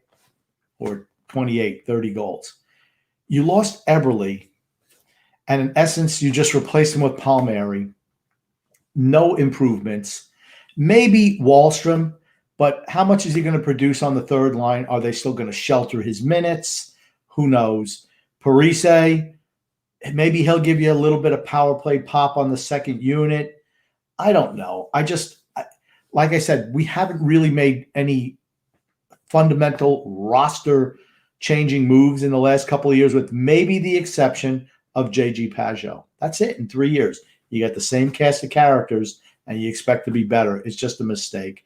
And as far as bringing back everybody, I mean, people don't think much of Koivula, but there were other guys available that you could have signed for a fourth line role, as opposed to potentially giving Casey Suzikis 6 years or 5 years at $2.5 or $3.5 million a year. And let's say Otto Koivula, he'll never make it. All right, I'll entertain the idea. Maybe he'll never make it. I like him, but maybe I've got a crush. I've got a crush on Otto Koivula. You remember that guy, grumpy old man, who had a little bit of a taste on the fourth line not too long ago? Cole Bardreau. Do you remember Cole Bardreau? I remember. He had a really successful season in Bridgeport. I think he led the team in points last year in Bridgeport. Again, I didn't watch many of the games, and mostly during midday, didn't have time to watch them. But Cole Bardreau was a guy. You're trying to tell me that you couldn't say, hey, remember in the limited time we saw Cole Bardreau, he was very serviceable. He's not Casey Suzikis, but he was serviceable.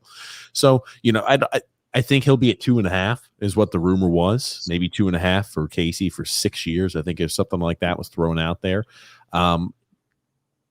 Again, signing a 30-year-old to a 6-year deal. To me, it's just nonsense. You have to be willing to let some of the old guys go. You have to be willing to do that. Got to shake your team up every once in a while. Have to refresh it. Or you're just going to relive the same thing you did last year. Maybe.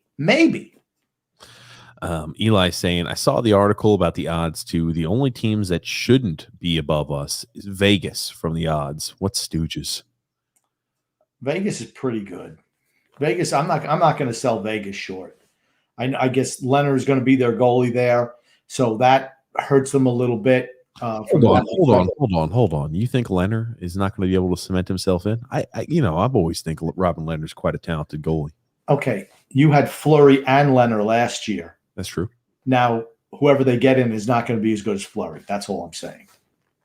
Okay, that's Flurry. true. Flurry was outstanding last year. He was. He won the. Did he end up winning the Vezina? You know what? I don't remember. I know he was up for it. He might even won the Vezina. And here's the thing. Yeah, Flurry won the Vezina last season. Yeah, and you let him go. So I wouldn't expect their goaltending to be better next year. Whoever they bring in is going to have to replace Flurry in essence, right? Leonard's going to be the same guy. It'll be interesting to see.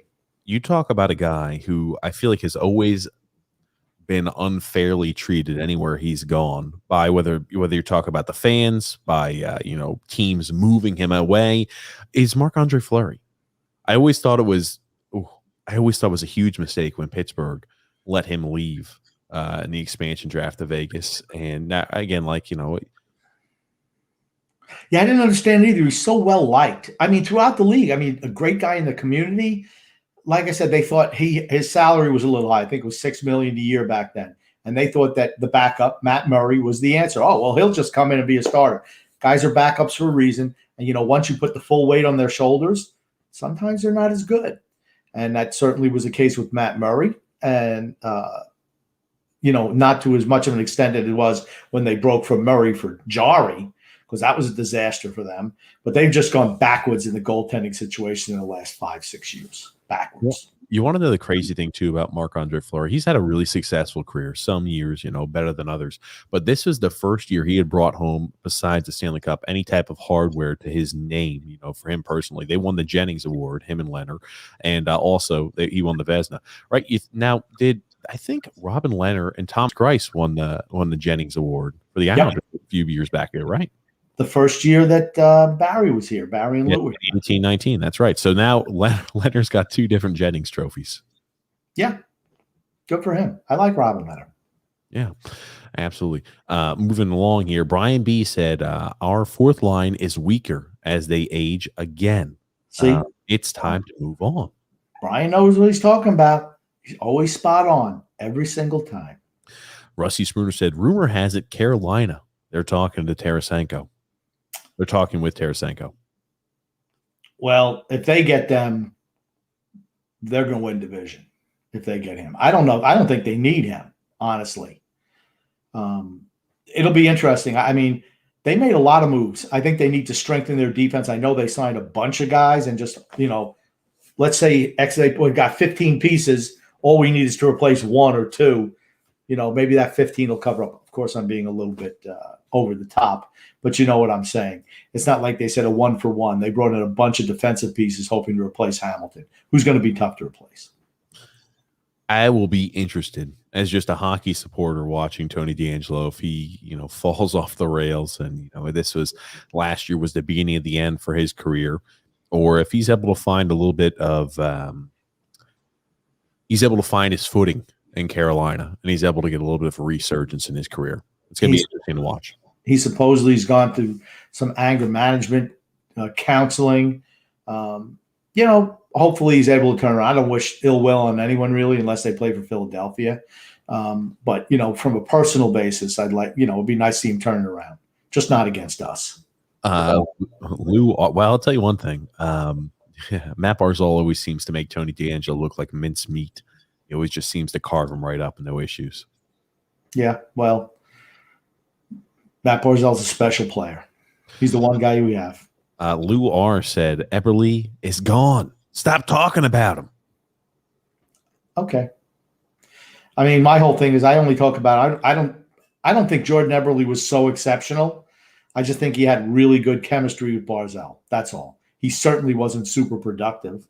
He was okay. Nothing special, but he's still a loss. I mean, he was your first line right wing, and he's gone now. Rich A saying, how is this team better? All we did was swap Parise for Eberle. I'll say our third line, maybe our left wing, if you move Parise in, would be an upgrade. But if we don't make a move for Tarasenko, and let's say the cards aren't right on that, I don't think we really have taken a huge step forward, because we mentioned, right? I'm not sure what we have in a plan to replace Nick Leddy, if it's Vatanen or if it's what we've got out there via unrestricted free agent, or I'd say that we probably take a step back on defense. My hope is that they feel confident that one of the younger players, younger defensemen, are ready to step up and fill that role. That's what I'm hoping. Either Robin Salo or a Sebastian Aho or a Bolduc are ready to step up and take up that role. Now, it would not be on the second pairing. It would have to be on the third pairing. It would have to be. Angelo V said, I love it. This is hilarious. I think that's when we were arguing a little bit back and forth, grumpy old man. And Brett W said, is Parise better than Bellows? I don't think so. Not at this stage. The fact they just don't want to give Bellows a chance. That's the frustrating part for me. It's frustrating for me too. I think Parise, during the regular season and even during the postseason, I think Parise's got a lot of experience. I think you're underselling him because he had a poor year last year. I think that he's going to have, if he were to play on a third line, left wing position, Jean-Gabriel Pageau and Oliver Wahlstrom are going to open up a lot of opportunities for Parise. I don't think necessarily he's gifted on the defensive side of the puck. He's never been a guy that's been huge in stature. And I mean, Bellows has those items going for him. Well, not so much the defensive side of the puck, but he's a bigger guy in stature, and he's a younger player. But it's going to be interesting to see how Parise holds up over an 82-game season. He's 37. He's 37. He's not going to get any better. He's going to get worse. Last year was probably the beginning of the end for him. To people who say, well, 2 years ago or 3 years ago he did this. Well, you know what? He was 34 then, not 37. Players age like vinegar, not like wine, unless you're Tom Brady. Well, hold on. Frank K said, Parise is done. I'll make sure I show that one. Mikey D said, is Barzal, Lee, and Palmieri not an upgrade on the first line from last year, Grumpy? All you're talking about is Palmieri for Eberle. That's the only change. So is it better? I don't know. I think it's pretty much a wash. Pretty much a wash. I don't. I've never been a big believer in saying that, hey, now that a player who was injured back is healthy, that's an addition to your team. No, I never liked that ideology. Never have, never will. And Palmieri, I think for Eberle, just as you mentioned, it's a wash. So, be it as it may, but I do think you get rid of Komarov and you add in Parise. I think that's a little bit of an addition, but it still does not address the overarching need for a top six sniper. So That's a need we've had for the last 3 or 4 years, and it's still the need now, and we need to address it. We've got a finite window, ladies and gentlemen. Eli said Jean-Gabriel Pageau is 17.8. Kiefer Bellows 15.8, and Anders Lee 15%. They're the highest shot to goal percentage players from our team. Common denominator is that they weren't healthy in the lineup last postseason. Yeah, that's Pageau. Once he hurt his hand and his hip and groin, whatever it was. Yeah, and his groin. That was the end for him. Bellows never getting a shot, so his numbers are a little bit deceptive. And Anders Lee was playing really, really well. He had a much higher percentage than he did the previous year. So you're probably going to look for a little bit of aggression from him. So, Mikey D also said, hey, Grumpy, have you ever heard anyone wanting to trade for Kiefer Bellows? Nope. Here's the thing. They crush the value of their younger players. Just crush it. And then they say, okay, now that they're at the lowest value they have, now we'll try to move them. What you should do is build your players up and then move them to get maximum value. We never do that. Ever. Alexander saying, Parise is not better than Wahlstrom or Bellows. It's still mind-boggling that they would even entertain or sign Parise. I never wanted him. Right. What does Zach Parise bring you that Kiefer Bellows or Oliver Wahlstrom can't? And here's the thing. Kiefer Bellows and Oliver Wahlstrom had the capacity to get better. as they play. Parise is never getting better. He's going to be getting worse. Old, young. Old, young. Yeah. I think Parise, the biggest thing is how does he hold up an 82-game season? I think if you're looking at the snapshot now, I think Parise, when you bring him in, I think he's a little bit better than Bellows. You're going to see probably a little bit of a decrease. Even if you see a resurgence from him, you still are going to see a trend like this for Parise. You'd like to ideally think you're going to see a trend upward for Bellows. Will you see the upward trajectory supersede Parise by the end of the year? Who the hell knows? We'll never get to find out. But that's just, we don't play the young guys. We don't. And here's another thing, right? Even if we were going to play him, even if we think, hey, we need to go ahead and utilize Bellows, there are going to be time periods where we're short shifting him. There are going to be time periods where he's only playing 9-10 minutes a night, and that it harms everybody else in the lineup, I believe, when you're double shifting other left wingers for elongated time periods for a guy who's younger who can skate out there for more ice time. Isn't that what they've done to Dobson the last 2 years too? Think about it, right? Big situations, Dobson, you're sitting, we're going to ride the old war horses. So now when Dobson is going to have to increase his minutes, well, now you're throwing him into the fire, which you should have done the 2 previous years, I felt, because the better you get at a younger age, the more you can produce during your prime. They don't believe in that. Brian P. said, I'm at Hibachi grubbing, and I hear Komarov, and I almost threw up. He also said, shout out Isles Misery. There you go. Almost throwing up. We don't want to make you throw up your dinner over there talking to Leo Komarov. I think just the name. Like in Young Frankenstein, Frau Blucher. Blucher. The horses go crazy. Sal P. said, Wallstrom needs to play with Barzal on the first line. Isn't that what you want, really? I mean, for me, Tarasenko, Wallstrom, Barzal. That's a line I'd pay money to see. We're not going to see it anytime soon. The guy I'm just trying to be realistic with it. I don't mind the third line on the right wing spot. I don't dislike it. Ideally, you'd like to think he'll have a chance to move up, but no time soon. And how many minutes do you think he's realistically going to play next year? Because 13 minutes a night. Okay, 12 minutes a night, maybe. He's young. He's not going to play a whole lot. They'll double shift Pajot. They'll roll Parise out there anytime they can. Oliver Wallstrom, you're young. You're going to sit. You still need to learn. Watch Zach Parise not be able to skate up and down the ice. That's what we need you not to do. Wallstrom played about 12 and a half minutes. I looked it up, about 12 and a half minutes of ice time last season. I expect it to be right around the same, maybe 13 and a half. We're not going to see a marketable increase. Still going to be playing for the most part third line minutes. And Brett W. said, like the shirt, Grumpy. Thank you very much. The Ramones, killer band back in the day. Alexander also said, Bellows has no shot to sniff the ice, and it's sad and bullshit. Yeah, it's the truth. It's the truth. And that's to me, there are no opportunities on this team. They don't give anybody opportunities. They handpick players and say, you're our player. You're our guy. Zach Parise, we're bringing you in, not to compete. You have a spot on this team. A 37-year-old at the expense of any younger players. No competition. There's never any competition for any of the spots on this team. Never. When was the last time there was actually competition where you didn't know going into the season who the players on opening night were going to be for the most part? Even when players were better, they still played the scraps, the Lucas Spezas, the Thomas Hickeys over guys who were way better because there is no competition on this team. There is none. I was about to say, if the last time I could think about a healthy competition that, one player beat out another's, technically there was competition on the left wing spot on the third line left wing to begin the season because Bellows got some time there. Ross Johnson got some time. Michael Del Cole, I think, even played a game or two. That was a kind of we never found out who was going to be the left wing for quite some time. Remember, we kind of bounce around with that.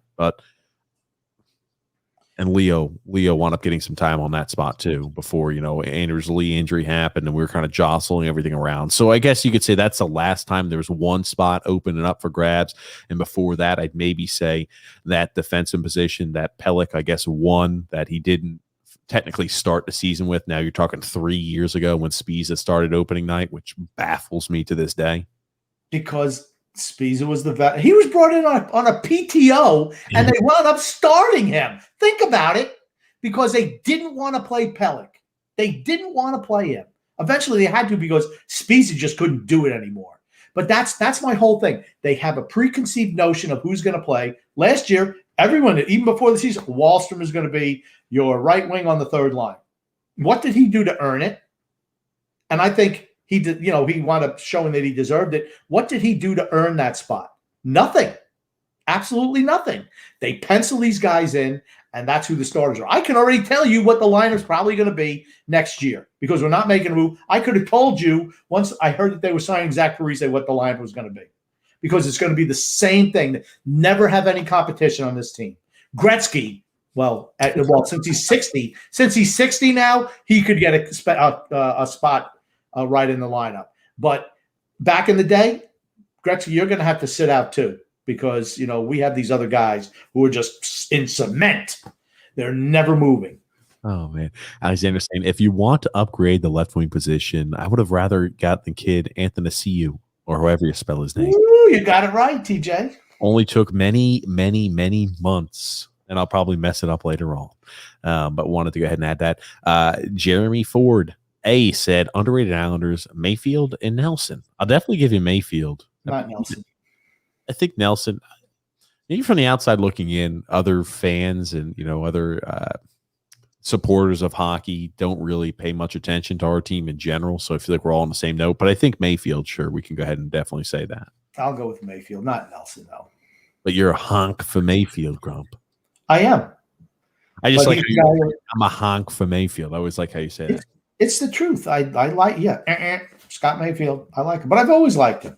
But he really stepped his play up, play in the postseason without a doubt. Eli says also, everyone knows your Varlamov and Barzal. Some now know Lee and Bailey, but the rest are fairly unknown for most non-Islander fans. Yeah, that's why we're Matty and the Jags. Jeff S. said Ryan Pulock would score more if his 105-mile-an-hour slap shot was used on the power play. He skates well. He needs some time on the power play. Oh, see, Jeff, he can't hit the net. That's the problem. To me, what they should do for Ryan Pulock is put, like when you go bowling and they put up the little bumper guards. That's what they should put up because he can hit the puck 1,000 miles an hour. But he needs to bounce it off the, so he can get in there. He just can't hit the net. That's his problem. Can't hit the net. Well, here's another thing, right? You don't need to be blasting 105-mile-an-hour slap shot all the time. Maybe just go ahead and take a little bit off and try for a little bit more of the accuracy approach so you can get the shot on that. Man, we tried him. We tried him in the trigger man position for 20-plus games last year. And I remember no goals produced at all. I'm like, I'm sorry. You've got to take this guy off the power play. He's got to come off. He's got to come off. I can't remember how many times I said it before. But it took forever for them to admit to say, oh, Ryan Pulock just will not adopt the approach of less power, more accuracy on his shots on a slap shot opportunity. He's Fulton from the Mighty Ducks. That's all he got his name right. You always forget Fulton's name. I'm happy. I was lucky to remember it this time. I'm not going to take any credit for I knew it. I just took a shot. Fulton. Tom White said, what's Pulock's next contract going to look like? 8 years, 7-ish million? I'd say 7-7. I'd see if you can get him for 7-7. I think that's good. I think he deserves a little bit more than Adam Pulock because, hypothetically, he's a better scorer. They do play him on the power play, so he deserves a little bit more. But I don't know if I go 8. I'd go 7.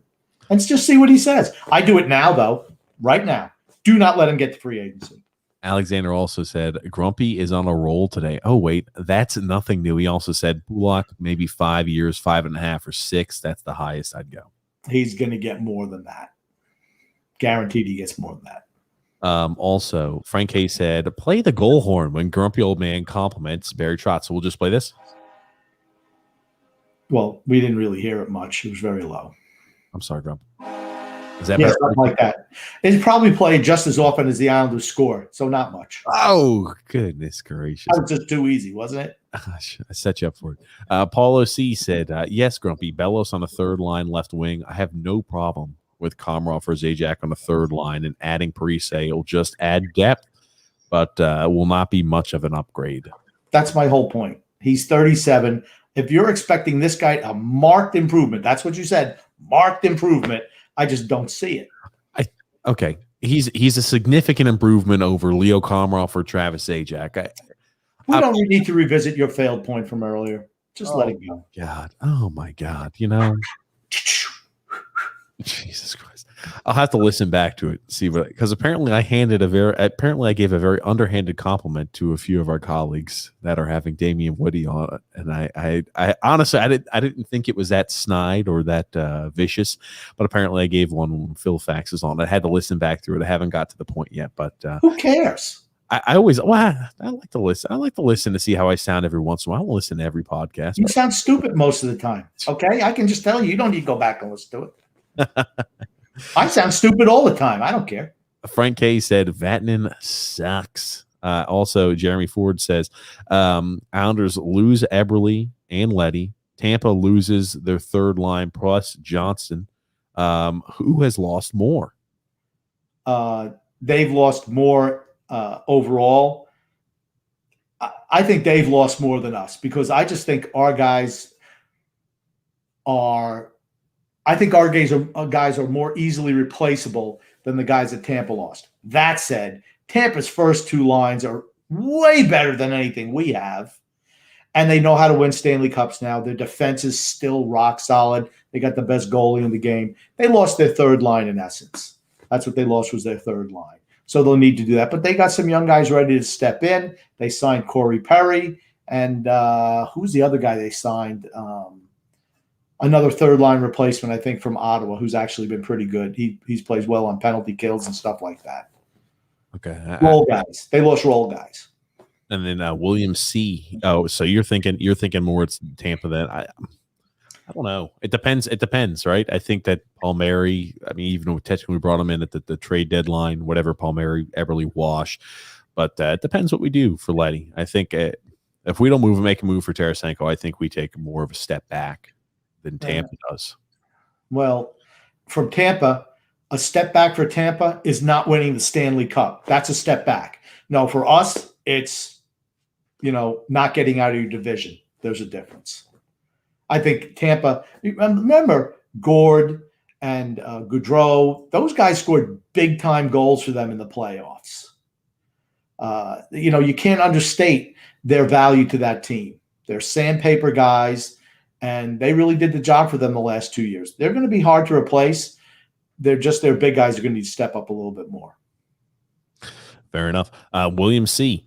Said there's a picture circulating around Twitter of Palmieri at Matt Martin's camp wearing orange and blue plus clean shaving. Good chance he's already signed a long-term deal. I'm sure he has. I would like to say I tried to scour Twitter real quickly. I couldn't pull that, but no doubt at all that he's got a long-term deal with the Islanders. No doubt in my mind. Yeah, another guy in his 30s that we're going to sign to a long-term deal. Once again, that's a mistake. And you'll hear it. Here's the thing. Grumpy old man is going to be way ahead of the curve again on this, because when you look at it 2 years from now, like, man, that Palmieri sucks. How many more years does he still have on his deal? We're paying him how much? You want to know how you get into those situations? Is when you lie, you make your own bed, you have to lie in it. Signing guys in their 30s to long-term deals for big money is always a mistake. Always. And here's the thing, though. Here's the thing. Here's the bigger thing. Without the beard, is he going to be able to produce? He wasn't able to do it last year. It wasn't until he grew the beard back and played against, empty net and missed a hip that he was able to put any pucks in the net. Well, let me ask you this, Grump. You said you're going to be ahead of the curve. Earlier, you told me you were the curve. I invented the curve. You invented the curve. Here's the curve. You're going to regret the Palmieri signing. Just like Anders Lee, you'll regret that signing. Eberle, I knew we were going to regret that one. And, 2 years later, he was moved. It is what it is. I just had to add this to the list. I invented the curve for the shirts, Grumpy. That could be a good shirt idea. One of the many now I've got to add it to the list. You shouldn't talk about that on air because, people actually listen to you and they're like, that's the one thing you're going to remember for this podcast. TJ says he's putting up another T-shirt. Yeah, okay. Sal P said, these gaps in the lineup need to be opportunities for Wallstrom and Dobson to emerge as young studs. The cream needs to rise. Hopefully Barry doesn't continue to hold these guys back and curb their ice cream. Sal is 100% spot on. I'm sorry, Barry absolutely has to give you know what? Here you go, fellas. Here's the ball. Run with it. I don't care if you make a couple of mistakes out there. You have to learn on the job. If you want to maximize the value of your younger players, and when they have lower cap hits, you're going to have to suffer some slings and arrows. Okay, we might blow a defensive zone coverage every once in a while, right? But the benefits over the long term are going to be vast. Forget the old guys. Die with the young guys. I just firmly believe that. Sal's 100% right on that. Paulo C said, Lou keeps on adding third and fourth line players, which we have a ton of, but not getting a first or a second line player, which we really need desperately. Now, I know Paulo he's a relatively new listener, I believe. No? Okay. Well, yeah. Okay. Well, Paulo, I'm sorry that I accused you of being a new listener. I would say within the last year is what I'm saying. Maybe not. I don't know. What the heck? TJ I'm not privy to anything, believe me. TJ says, this is what we do. You need to get better, grumpy old man. Shut up. I don't care what ideas you have. You have an idea for a T-shirt? Too bad. I don't like your idea. It's going to be my idea. Paige's idea. You don't count. So here, Paulo, I apologize. I had no idea that you've been a longtime fan because I'm not privy to that information, of course. So I'm just going to say that I've been talking about this for years. We need to improve our top six, not our bottom six. Jim P said, give Aho a chance for freak's sake. He can't be worse than Letty.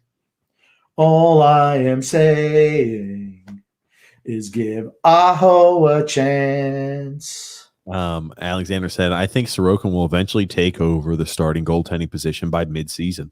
I totally disagree. Totally disagree. They're gonna ride Varlamov. They love Varlamov. Look at the postseason, right? Varlamov gets bombed, just shelled. Sorokin in there. As soon as Sorokin loses one game, boop, he's out, never to be seen from again. I think Varlamov had a little injury too. Just shows you how different they handle those things, though, right? Stuart J said Clutterbuck equals underrated. Not anymore. He's not.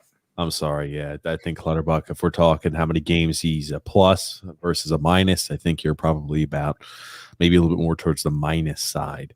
And Jim P also said, gotta love Carolina all for cheating there. Kakaniemi, #payback. Yeah, that's the first thing I thought. Jeremy Ford also said 1 year of experience under Wallstrom's belt should improve the power play, and Dobson too. But it only depends on how many minutes he gets and what situations he plays in. And the same thing with Dobson. Dobson's been on the team for 120 some odd games now. He should be playing all the time. They shouldn't be sheltering their minutes at all. Stop sheltering the minutes for the young guys to roll out the geezer squad. Stop it. Michael B. Said, I went to Joey Ramone's benefit show at Secret across from Scores, and Strokes had a late set Queens of Stone Age played with Joan Jett, who called Rob Zombie for being a little, Wow. There you go, to his face. Okay, now I'm going to put that back up there. He says he went to Secret. I think he was at Scores and just happened to see something out there. And maybe it was a street fight afterwards. I think he was, making it rain in Scores. That's what I think was really happening. Isn't that right, Michael? Oh, goodness. There's nothing wrong with that. I'm just saying. He said, true story, #I am the curve. Yes, there you go. And he said, I start the curve. Sounds like an erectile dysfunction commercial slogan. No. Well, I don't know. I wouldn't think starting the curve. I don't know. Angelo said Beauvillier, Barzal, and Palmieri. If he didn't play Barzal, Beauvillier, and Eberle, he's not going to do it for Barzal, Beauvillier, and Palmieri. Remember, if you have skilled players, they're way too easy to play against. Remember that idiotic statement that he said? We need some heaviness on that first line. That's why Leo's playing. If we just put a bunch of skilled players up there, they're way too easy to defend. Get your head out of your ass, Barry. Skilled players are really tough to defend. You want to know why? Because they have talent.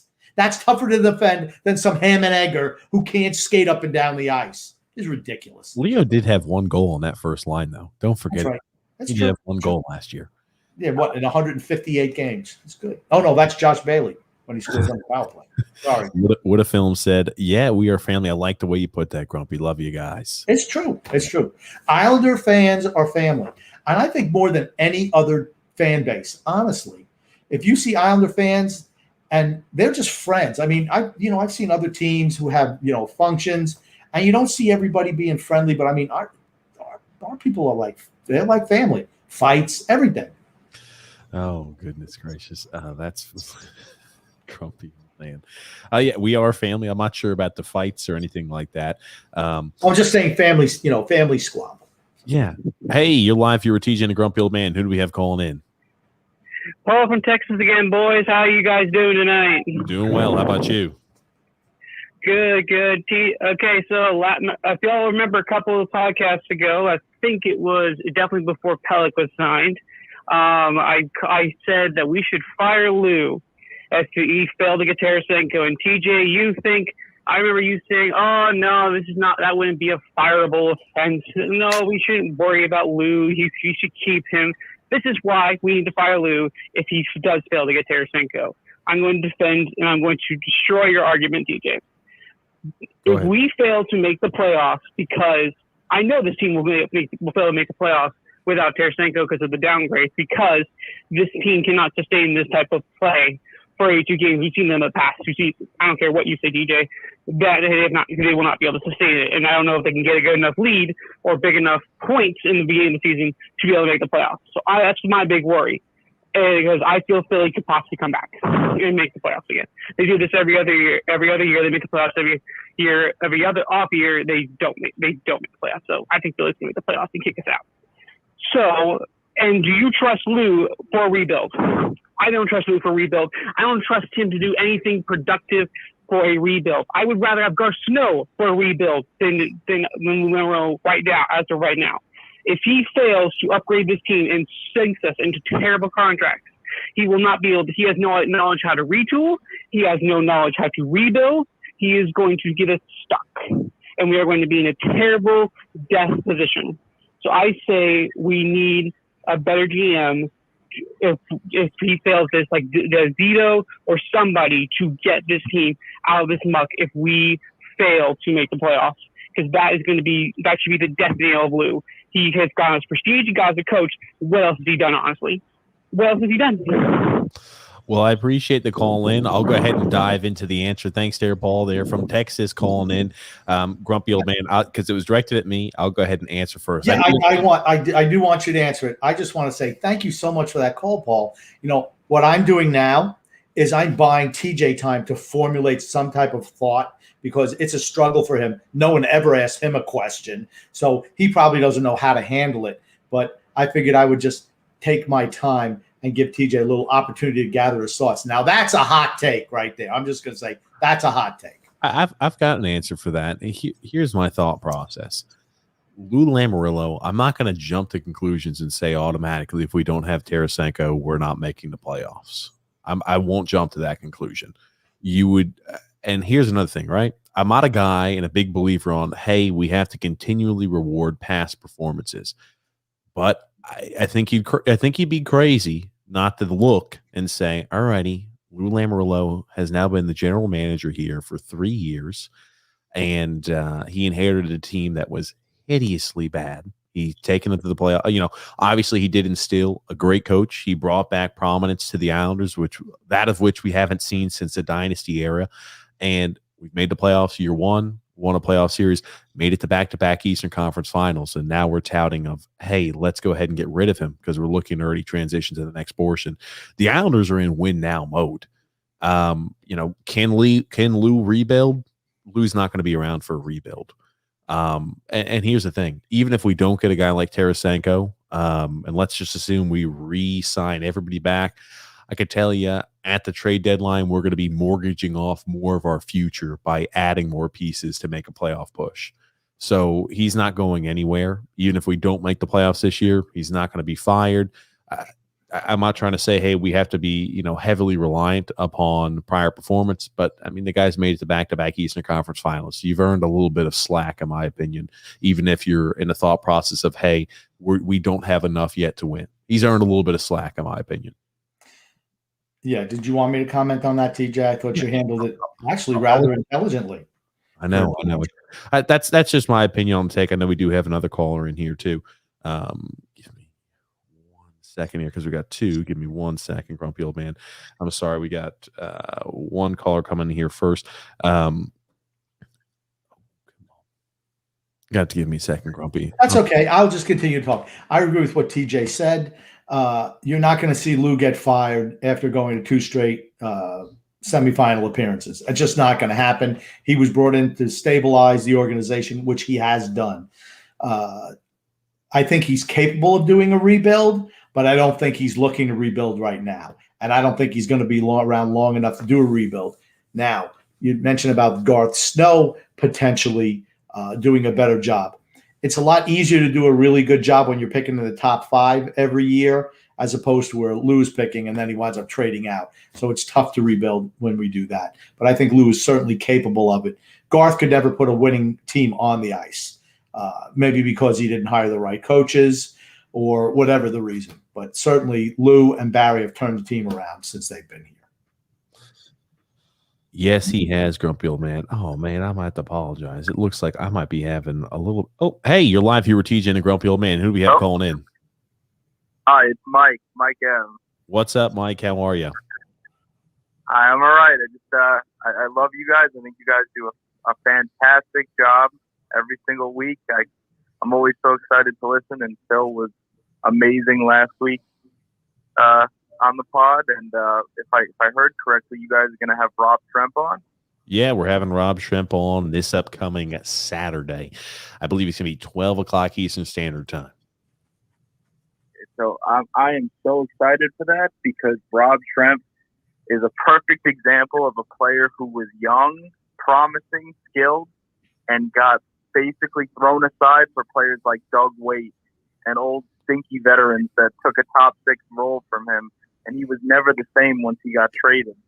So I'm excited because I feel like we still have that problem today, watching Leo Komarov take a spot over Kiefer Bellows, or even a hurt Wahlstrom, I think would have been better. Well, yeah, I do appreciate it there, Mike M. Yeah. Yo, Mike M, what's up? TJ's boring, isn't he? He's the best. Both of you are. You guys are great. Oh man. It's gonna be interesting to have Rob Shrimp on. That's for certain, to kind of hear his. I mean, he bounced around a lot in Europe playing hockey. He went to those amazing Atlanta Thrashers after he left the Islanders. But yeah, it's gonna be interesting to get his take, because he was always a guy who excelled in in the A. And when he got there and he had a chance, he did produce for the Islanders. I was always a big fan of Rob Shrimp, but that was back during some dark time periods for the Islanders. That's for certain. Yeah, there's an article out I read, though, that's why I brought that up, where he talked about basically how he feels like he didn't get really a full chance. Kind of like I said, like we saw with Hosang, or like maybe, the lesser extent Bellows and Wahlstrom, like Rumpy preaches every week. I want to see the young guys who have potential. I don't want to see the guys who are already done. It clearly didn't work when you can go 19 games and Leo couldn't get a goal, not a single goal. Well, as they say, Mike, the more things change, the more they stay the same. Islander country. And I hate that. I think Lou's a great GM. I think Barry's a fantastic coach, but I cannot wait for the day when we win a Stanley Cup, and it's because we mix a large part of youth in the lineup with actually good veterans. No first line Leo Komarov, no Travis Zajac. It's going to be the day. And thanks, Mike M, for the call in. Appreciate the kind words. Now, I feel like Rob Shrimp is just going to give ammo to the fire for the grumpy old man, especially if this is the case here. I'll tell you now, Grumpy is going to be he's going to be basking in the sun like a lizard sitting on a baby in the sun. I predict that Robbie is going to take the high road. That's my prediction. He's going to take the high road. I'm going to have to try to squeeze it out of him. Here's the thing. None of these guys want to slam the organizations they play with. For the most part, they don't want to do that. That's my job. is to slam the organization. Not We'll that. just have to tell him, hey, I want you to go ahead and cough once to agree with what I'm saying. Cough twice if you don't. There you go. Very good. Oh, yeah. And sorry for those who are calling in. No, the phone line's open back up. But Rusty Spooner said, the Ramones. Yes, Grumpy. Glad to see you're not wearing those goddamn Beatles shirts in a while. LOL. You're awesome too, TJ. Just stay the course. Carte blanche. Get him, Grumpy. Yeah. Oh, man.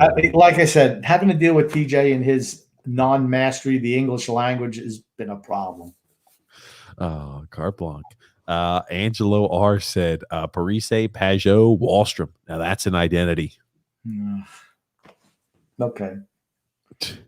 Oh, okay. I mean, that could be it. I mean, here's the thing. That will be it. I'm just telling you that will be the line.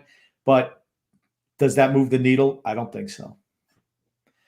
And then Alexander said, yeah, we lost our legendary coach today, guys. Rest in peace, Al Arbor, 6 years ago today. He was fantastic. What a great coach. What a great coach. And I'm not saying Barry's not a good coach, but he is no Al Arbor. No. I always like looking at Al Barry Arbor. is a great coach. Barry is a great coach. Really good. And I always like looking at Al Arbor. Where's the horn? Dude. I'm sorry, Grump. We had somebody on the line. That's why I was getting ready. Hey, you're live here with TJ and the Grumpy Old Man. Who do we have calling in? Hey, it's Brandon. How are you guys? Hey, Brandon. How are you? Good. So I've been listening. Hey, Grumpy. So I've been listening, and I was trying to not call in today because I was trying to keep my blood pressure nice and steady. But that last caller who talked about firing Lou because he doesn't get Tarasenko just made me almost throw my cell phone out the window. That is completely ridiculous. And I've been thinking about this for the past week or two now, and I've kind of figured something out. That some Islander fans, including Grumpy, they suffer from something called what I like to call the misery disease. And I got this from the Jets. And it's just they suck for so long that no matter what they do when they do get better, you still look at them like they're gonna suck. And that last caller who said fire Lou if he doesn't get Tarasenko, they're not gonna make the playoffs, this and that. It's just ridiculous. I mean, they were in the semifinals the last 2 years. They're gonna make the playoffs, most likely. A lot of the teams, including the Rangers, who the grumpy old man likes to say is doing so well, have gotten worse. The Rangers actually traded draft pick for Ryan Reeves. They've signed basically every player that they've signed this year has been a fighter, and they lost Pavel Buchnevich. I mean, the other guy wanted to get Zito in to do the rebuild. Meanwhile, Zito's the one who signed Sergei Bobrovsky for $10.5 million a year.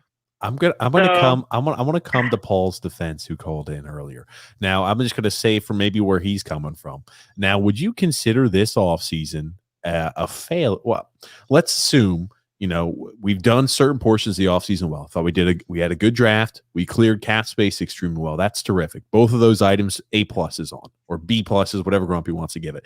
Can we agree, though, if we don't make a big splash and add somebody extremely important to this team's current success, that it would be a little bit of a lackluster, unrestricted free agency time period? I've been a big believer. We've got a short window. If we don't make a big move or sign a big fish, I think it's lackluster in my opinion. Would you agree? Yeah, I would agree. I mean, when you're a team in the semifinal, it's not, you most likely don't have enough cap space to go out and sign the top players in free agency. So I would put that there. Lou did a fantastic job clearing cap space. So I would definitely agree. I want Tarasenko, but I wouldn't say fire Lou if we don't get Tarasenko and that we're not going to make the playoffs. I think that's a little going way too far. Okay, Brandon. Now, I am kind of in agreement with you when it comes to that. I am, but this misery disease that you're talking about, being a Jets fan. See, I look at it like you're the one who has the misery disease, because you think it's just good enough to qualify for the playoffs, occasionally make a run, and get beaten by the eventual champion, where I think I want to win Stanley Cups. I don't think that's disease. I think Stanley Cups is the cure to the misery disease. Will you agree with that? No, totally agree. And to add some context here, I live in Orlando, Florida. I have to deal with Tampa Bay Lightning fans nonstop. I work at UPS. I literally had boxes of whatever the crap that they put on the seats of the Tampa Bay Lightning Stadium, all fall like out of boxes and crap. So I had to deal with that, and I have to deal with their fans. So believe me, I know what losing to the Tampa Bay Lightning feels like. But to act like we're just the Buffalo Sabres now because we haven't won the Stanley Cup is, I just think, ridiculous. I definitely think we have a great chance to win the Cup this year. And, I mean, I agree. I want Tarasenko, but I don't think if we don't get him, the world's going to end. Okay, the world. Now, here's one thing. When you pass away and you go to the pearly gates, you can say, since you were delivering all that Tampa Bay gear as an Islander fan, you've done your penance. So you're in good shape when it comes to that. Now, what I want to say, I don't feel we're the Buffalo Sabres. I just don't think we can win a Stanley Cup with this group unless we make a move. And we've totally sacrificed the future. And I just wish our team had better talent, because this talent, in my opinion, anyway, is not good enough to win a Stanley Cup. Would you agree with me on this, that there's not one team in the league this year that's probably better than Tampa was last season? Yes, I think Tampa Bay was an absolute wagon last year. Yes, without a doubt. And I think every team is below that team, and we were one goal away. Well, we were one goal away from getting the Stanley Cup Finals. But do you really think that we deserve to beat Tampa? Really? I don't. I think Tampa's just better than we are. But yeah, of course, they were much better than we were. But we got that close with them being that much better than us. And they had, I mean, I know you're going to say this was not against the rules or anything, and it wasn't. They totally played the Kucherov thing well, but they had that much of an advantage over us, and they have a lot more star power talent without that advantage anyways over us. We're more of a team system kind of team rather than John Tavares, Austin Matthews, all the star players on the team. We're more of a bunch of solid guys playing in a system. So they had that star power advantage over us anyways. And then you add in Kucherov when he got back from the long-term IR, and they were just a powerhouse that was just going to roll through the playoffs. But we almost stopped them. Yep. And I just think discounting us like we're just going to be garbage next season is just no one ever said garbage. I'm going to let you go, Brandon, and I'll comment. Okay, thank you so much for the call. So much, I really appreciate it. All I want to say is that this year we might, and here's the thing, I don't think we're going to be a better team than last year, but you could say that maybe we were a better team, but we might get knocked off by Carolina and not even make it out of our division, because that's the type of team that gives us problems. We can beat the teams that slog it up and down the ice. It's the teams that forecheck and can skate that give us problems. That's Carolina. I mean, so, things could change. I just don't think we're ready to win a Stanley Cup, TJ. That's all I think. Stacey M said Al Arbor, the GOAT. He was great. What a coach. Great. Paul O.C. said Grumpy Tarasenko wants out of St. Louis. Yeah, that's right. But St. Louis doesn't want to give him away. And I think Lou wants him just to be given to them. Alexander said, Grumpy, for God's sake, just run the podcast now on. Oh, I think that's a slam on you, boy. Maybe ? I don't know. Nah, I'm just kidding. Rodney L said, crazy Al Arbor passed. Rest in peace. Time. That was a number of years ago. I think Alexander said 6. Gosh, it's hard to believe it was 6 years ago. But I remember, it was, what a coach. What a coach. Great coach. Jeremy Ford said, they, talking about Carolina, lose players and they wind up better. We lose Tavares, we're better. We lose Taves, we're better. We weren't better when we lost Taves. Yeah. Tavares, definitely. But we lost Tavares. Adding the coach. I'm sorry, TJ. I'm sorry to run over you. Go ahead. I'm sorry. No, I was just saying. I also think that's adding Barry Trotz and the other addition. It was addition by subtraction, certainly on that one. Yeah, it was, to me, it wasn't the fact that we lost Tavares and got better. It was the fact that we gained Lou Lamoriello and Barry, and mostly, honestly, Barry Trotz. Okay.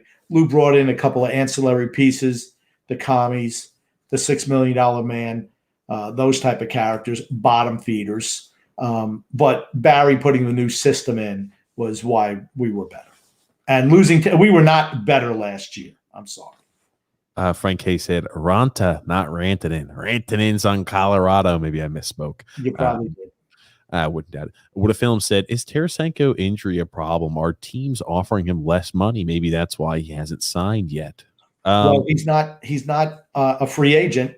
Has 2 years left at $7.5 million cap hit. I think the actual dollar amount is $9 million that he's getting paid next year.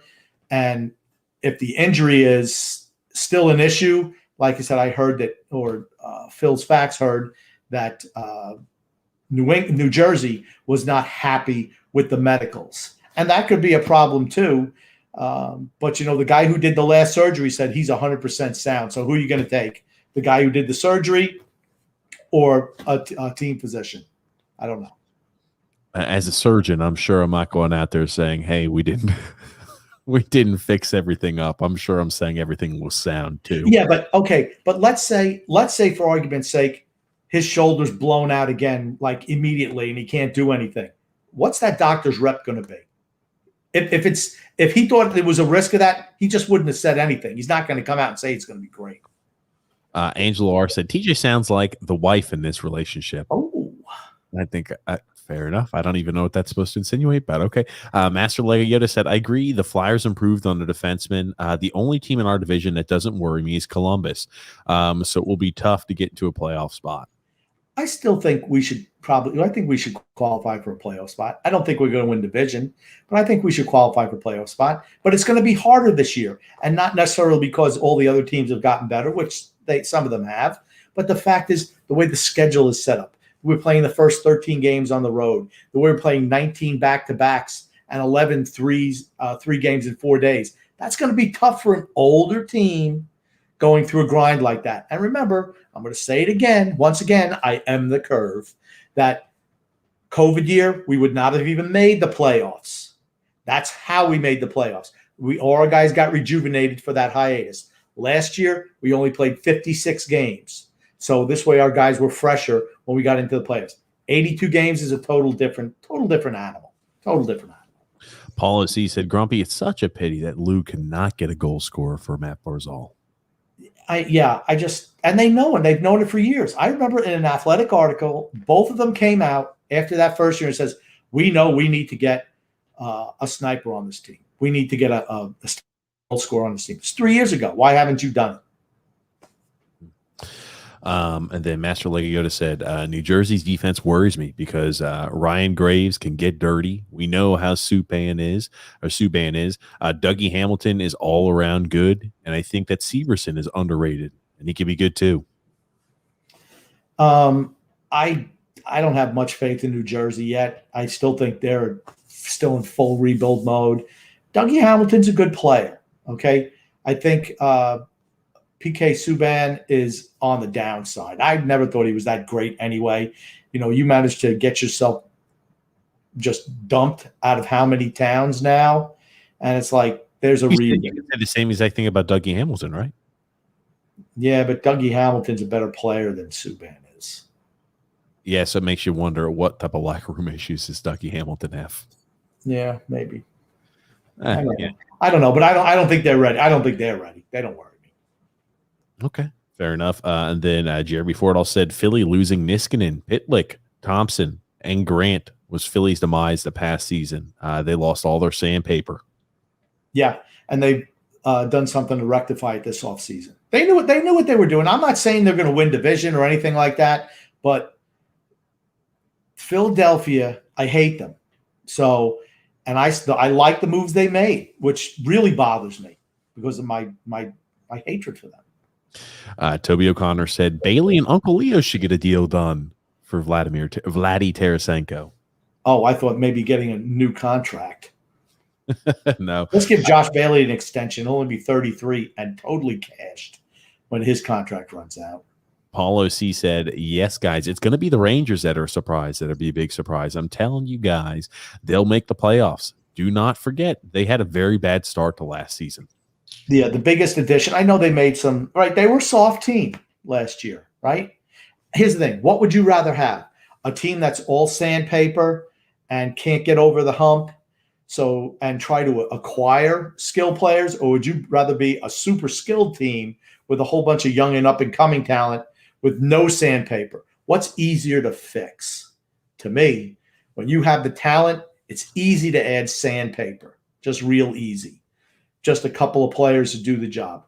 They've done that this offseason. Will it work? I don't know. I hope not. The thing that worries me the most is they have an actual NHL head coach this year, which they didn't have the last couple. I'm going to leave this here with you, Grump, and I'm going to jump for a second. But Rodney Lee said, not interested in Bailey leaving for Tarasenko in. All maybe mute. 16-game road trip to start the season. Possibly they will still have, or possibly they'll still won't have UBS ready by then. That's why I think they had the longer road trip. I think you're on to something there, Rodney. I think that was the rumor. What happens then is you play, or what happens then to home play, talk about the Coliseum. If we aren't, let's say how many games below 500, we will be, in a lot of trouble. Yeah. The whole thing is, if you want to get Tarasenko, you're going to have to give somebody up. To me, if you've signed Palmieri back already and you have Oliver Wahlstrom, Bailey is totally expendable. Because if you just look at it logically, Tarasenko is a vastly superior player, injuries aside, Josh Bailey. He just is. This way you slide Palmieri down to the second pairing, and Oliver Wahlstrom is on the third pairing. And then within 2 years, you have Wahlstrom is going to be your first line wing. I think that's a natural, nice transition, actually. Going into next season, starting on the road, a lot of people say, starting on a road trip lets the team grow together, right? They get tighter. This team is mighty tight already. I mean, that's the one thing. I think they all believe one another. They all love one another. And I think they play for one another. That's still tough. Not the fact that they played 16 games I think there's only 13 games in a row on the road to start. But to me, it's the back-to-backs and the 3 and 4 nights. That's going to be where the big problems are.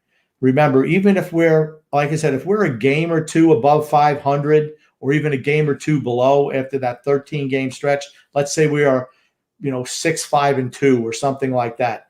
I'd take that every single day of the week, because then the majority of your games are going to be at home the rest of the year, right? But are you going to have the same atmosphere in the new building that you had in the old? That's an unknown at this point. Alexander's saying, I'm shocked. You, TJ, and Grumpy never asked me how the hell you're a Dolphins fan and Islander fan. I actually know a lot of Islander and Dolphin fans, as odd as that may sound. They don't support the Jets, the Giants, or the Bills. They support the Dolphins. No idea why, but it just seems to be one of those common trends I see. Yeah. Okay. I don't know. You know what? I used to be, born and bred in New York, out on Long Island, but I was always a Oakland Raiders fan and Oakland Athletics fan. And, basically for me, I love the uniforms. When you're a kid, you're 8, 9 years old. It's like, man, that uniform looks great. I love the Oakland A's with their white shoes and the pitching staff that they had back in the 70s. Man, that was fantastic. I can name the whole team that won the World Series. And the Raiders, the Mad Bomber, right? The silver and black, Darryl LaMonica. They had a guy named Tom Keating on the defensive line. And those are the type of guys I remember back then. Jim Otto, Double O, and I lived on Long Island, but I still love Joe Namath. I guess maybe because he wore white shoes too. Paulo C said, yes, Grumpy, Pajot is better all around and a younger player than Nelson. But Nelson is a better goal scorer for now, but not much longer. Ooh. I think Pajot, if he played in the role that Nelson played in, would score more goals than Nelson. He's asked to do different things. Pajot, what were the numbers that Pajot put up in Ottawa 2 years ago. Didn't he have close to 30 goals? Yeah, he did. Alexander's a legend. Thanks for sending me that picture. So that's Kyle Palmieri. He's got the clean-shaven beard. Oh, grumpy. He's definitely – and we all knew he was going to be – We knew he was coming back. We knew it. Look, he's all happy. He bought his little house. I would say, you know what? You bought a house. Smile on his face, grumpy, because he bought his little house. Is that why he's got a smile on his face? Because he bought his little house? You got that right. I don't blame him. Oh, goodness. I'm jealous. And then Angelo R. saying Leonard is a better goalie than Varlamov. I think they're pretty much the same. I don't think Robin Leonard is the greatest goalie ever. I think he's really solid, and he certainly benefited when he played for us being in that defensive system. I think it makes solid goalies look really, really good, and it makes elite athletic goalies look spectacular. No comment on who that might be. Joe said, TJ, how much bigger can your water bottle get? If the Islanders win the cup, maybe you should borrow it and use it for your water. Well, you know what I think it really is? At the end of every podcast, as soon as we finish, TJ does it like the Gatorade bath. He just pours it over his head like that. So that's how I shower, right? No comment on that. Oh, my goodness. Alexander said, any chance maybe we can get a trade or maybe we can make a trade to get Dumba. What do you guys think? No, way too much money. Way too much money. That would totally flip. Okay, then you're going to say, guess what? You're losing Ryan Pulock at the end of the year. And I don't think Dumba's that great. Yeah. He's good. He's good. Don't get me wrong. He's good. But I don't think he's worth what he gets paid. And I think with the way we're structured too, we've got a lot of young defensemen. I think that ideally, if you're looking for a guy, that's why I think maybe there's a lot of rumors around Vatanen, because maybe you're looking at a 1 or 2 year deal for him. What is he, 30, 31 years old? You're not going to have him here long term. And as you have that 1 to 2 years, you can supplant him in the role until your younger players are ready to step up. And dethrone Vatanen from his spot, and you don't have to re-sign him. Ideally, is what you'd like to have happen. And now Alexander said, has there ever been a podcast where Grumpy doesn't mention Tom Brady? Yes, there have been podcasts like that. It's tough. I don't know about that. But whenever I see your name, Alexander, I feel like I'm compelled to bring him up. Drew S. said, the grumpy old man is right. Shampoo Lou will not bring in a sniper. Good luck with the geezers. Nice picture. Now, here's the thing. I'm going to assume that that's not Drew. Maybe it is Drew in the picture, so maybe I won't say anything. But I think maybe it's a slam on geezers, just the picture. Oh, I don't know, Grumpy. The picture is done. It's really high quality. I'll tell you that much. It is high quality. But anyway, and then Alexander was saying, Grumpy Barry Trotz will pick you over Bellows as well. Talking about the geriatrics. That's true, because I'm totally cash too. My game sucks. Well, I'll be talking about my game tomorrow on the TJ and the Grumpy Old Man show. Link in the description below. There you go, Grumpy. Brian BL said Bellows has never gotten time, TJ. He did get time at the beginning of the year a little bit. That's Phil Fax brought up. I looked it up. I was like, I kind of had forgotten about that. Had temporary amnesia. But he did get a little bit of time. But again, he was bounced between a whole bunch of different line combinations. He never really found his spot. And he was thrown onto the second line, when they were not doing a damn thing. When they started the year 5-6 games with Beauvillier, didn't do a damn thing. Beauvillier got hurt. He comes back and he starts to pick up his game, and it's like it jolted the second line back into place to where it should be. Well, here's the thing, right? Bellows is not a line driver. He's not a line driver. The second line doesn't have a line driver if Anthony Beauvillier is not in the lineup. They don't, because Bailey's not, and neither is Nelson. They don't drive a line. That's why they struggled at the beginning of the year. That's why they struggled when Bellows went in with them, because they didn't have anyone who could drive the line. He excelled when he was playing with Matt Barzal. Why? Because he's a top 6 forward, okay? And he had Matt Barzal, who's a line driver on there. It enabled him to do certain things where he could showcase his skill and his talent, because he had somebody who could who could drive that line, which was Matt Barzal. I mean, it's criminal what they did to that kid. Like I said, and then you listen to Coach Tommy Baffy saying, well, they still held it against him because of the PED thing. Who cares about PEDs No, anymore? he said they may have. He didn't say they did. He said they may have. Yeah, they may have. Okay, he's digging through the trash can, not me. So if he's saying something, I figure he knows something, right? You don't make a statement like that unless you know something. Now, would it shock me? No, it would not shock me because they're really old school. You think I'm old school? They're like before school was even invented. That's how old they are. Ronnie L said, wow, you two complained about a team who was supposed to be a bottom dweller when 91 left and has been to 2 Eastern Conference Finals, and then got to the second round 1 year and 3 years time period. I will say, when we lost John Tavares, I thought we were not going to be a playoff team. I didn't think we'd be contending for the number 1 pick, but I thought we'd be certainly bottom 10 in the league. I definitely felt that. Why do I complain after 2 Eastern Conference Finals? Because I see a team that, if we made some moves, could be real contenders for the Stanley Cup, and we don't do it. And the window for this team is really finite. And the longer you just want to roll out the same guys, you're wasting time. Every single day you don't make improvements, you're going backwards for a team that is not filled with young players who are going to get better from year by year. They're going to wind up getting worse because they're older and their skills are going to diminish year by year, week by week, day by day, minute by minute.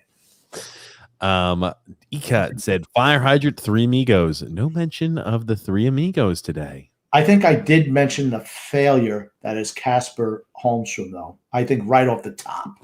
Yeah, because I brought up the article I was reading about him. He said, Brandon Frey said, we should trade for Jake Gardner. Now, Gardner. No, he would never fit here. Never. He doesn't play enough defense. No. Now, he does still have 2 years left on his contract with Carolina, about a little over $4 million a year for cap hit. He doesn't fit our style. Now, here's the thing. He's a veteran, so maybe it doesn't matter because they like the veterans. If he was younger, he'd be crucified in this organization. He don't play enough defense. He's serviceable. I'd rather give a young guy a shot. William C. said, Grumpy is the curve, best in the business. Thank you, William. Yeah, thank you, William. Michael M. said, shout out to Isles Misery. And then Paulo C. Go back to that picture for a second. He looks like he's ready to kick some butt, Michael, doesn't he? And then Paulo C. said, TJ Grumpy is right. I'm new, just about 2 months. Oh, well, there you go, Grumpy. There you go. Where's the apology, TJ, for your bungle? How you come out and you just slam it. You don't know, Grumpy. You've been there forever. What do you mean? You don't know anything, stupid old man. What do you know? Yeah, I think you're injecting a lot of the thoughts that you might have, Grumpy. I think you're trying to put words on my mouth. I don't think I said it like that. It was like that. Very much like that, I think. Alexander said, just remember, according to Pierre Maguire, Leo made the line drive just by standing in front of the net. Well, that's what Lou told him to say. So he did. And Barry. Oh, man. I'll tell you. Yeah, I always wonder how much of that is just corporate speak. Hey, say this, say that about our team. Say this about our players. Alexander said, I have to deal with Panther fans saying, what the fuck are you doing an Islander fan doing here? I don't feel like you see a lot of Islander fans in Florida. I know a few of the callers are from Florida, but I feel like you're not going to see a lot of Islander fans down there in Florida. No, I think there are Islander fans in Florida, but they're Panther fans that are wondering what's going on with the Islanders, right? So for me, I just don't think that they're privy to the things that we know, right? That because everyone knows that we're going to get the 37-year-old Breese, vast improvement, supposedly, according to DJ, over anyone we have on the roster. Okay, he's an improvement over Travis Zajac and Leo Komarov. We can agree on that, right? Yeah, but they're not starters on the team. So, if we didn't have Breese, Leo Komarov would still be playing. Do we want to revisit your failed attempt to bring this out earlier, twice in the podcast? Hold on. We don't need to. You've already lost. Let me ask you this. If they did not bring in Zach Breese, let's say Zach Breese, never born, never played, and let's say they had the option between Travis Zajac, Leo Komarov or Kiefer Bellows? Who would they roll out there, Grumpy? It doesn't matter who they would roll out there. Who should they roll out there? That's the difference. But like I said, you have a better case arguing Patrick Kane is better than Anders Lee. Remember that failed attempt. Bullshit again. Okay. Oh, here's the thing. You have bad takes on certain things. That's all I have to say. That's fine. It doesn't help as well that you interject what you think my take is when I clarify it a million times and you just roll with it. If you say it enough times, everybody's going to believe it. Not true. If I swear, if I had access to any of these things going way back, I remember calling you out on it immediately because it was so dumb. It was TJ dumb that I'm like, no one ever sided with you on that. No one. Matter of fact, Anders Lee's mom called him and says, TJ, what the hell is wrong with you? Patrick Kane's way better than my incredibly average son, Anders. I'll say this for the 15th millionth time. This is the last time I will ever clarify what I said on that point because I'll just let you roll with it. You can mischaracterize me as much as you want with this, Grumpy. I don't have the energy to fight it anymore. But I told you the year that Anders Lee was named captain, the year we had to sign him back, he was important. He was more important to the Islanders team that year than Patrick Kane would have been. And you flipped your top, Grumpy. What is this, like 5 years ago I said this too? Man, oh man. That's the last time I will say it, though. You ever watch the show The Honeymooners? You ever watch that? I don't watch it. It's been off air for years and years. I have watched it in the past, though. Okay. There was an episode where Ralph asked Alice a question. He tried to set this whole thing up when he had kind of broken up some newlyweds' marriage. And so he comes in and he says, Alice, and I'll say, TJ, can you tell us what is better, why Anders Lee is better than Patrick Kane? And then you chime in with your idiotic thing that you just said, and I go, tut, none of your feeble excuses. The master has spoken. Next. I said he was more important to the team's success. He was the identity of the team. He embodied everything what the Islanders were. And he allowed us to have an actual identity. That team okay. Wrong. That's the last time we'll talk about this, but you'll just mischaracterize me for years and years. You're going to mischaracterize the point for years and years and years. Hold on. Do you want to bet this is the last time we're going to talk about that? The last time I'm going to fight you on it. That's You're for wrong. We've been doing the same song and dance on this point for 4 freaking years, and it's not happening anymore. That's it. It's not happening. That's it. It's done. That's fine. It's done, Grumpy. Jerry B said, Jerry Springer saying, Grumpy, they played a Ramones song tonight. Yeah, Ramones, man, tell about it. They had some great songs. Great songs. Brian B said, I want to win a cup. If I want to watch the playoffs only, I'll watch my Seahawks every year. Ooh. Did they even make the playoffs last year? I couldn't tell you.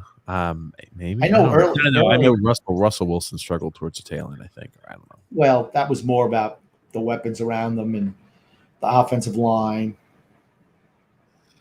Master Lego Yoda said, Carte Blanc came from my father, Marc S. He started it all. LOL. He says he says it all the time when we watch him play. The Caps, the Rangers, the Penguins, etc., especially the rotten Flyers. Yeah, man, I hate those Flyers. I'd root for the Russians over the Flyers. What does that tell you? I'd root for the Russians over the Flyers. I know that. Well, I don't know now. Maybe the Russians are hated again, but sometimes we hate them. So, isn't it? We hated the Russians back then. I root for the Russians over the Flyers. Think about that. Like during the Soviet Union time. Jerry Springer also saying, boys, how does it feel knowing that we're going to be rolling out Andy Green 82 games every night on the penalty kill? Every night. All I know is he needs a fire extinguisher to put out his birthday candles. That's all I know. You can't blow those bad boys out.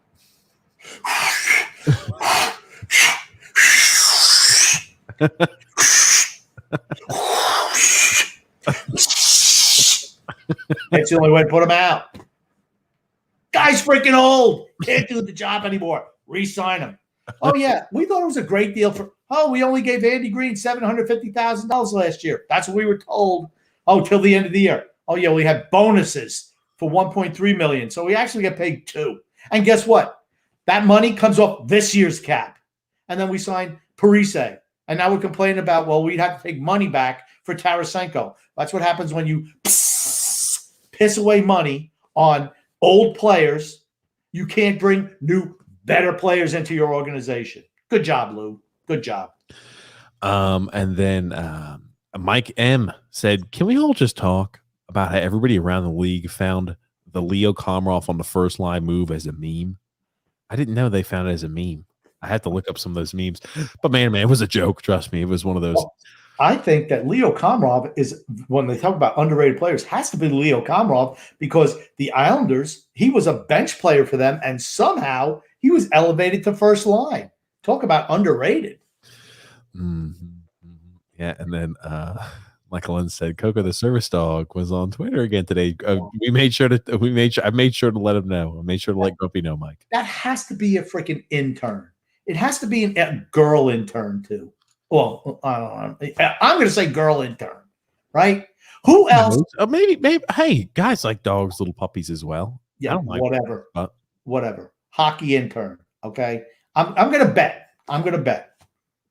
I will say, yeah. Go ahead, Grum. It's going to be a little girl intern.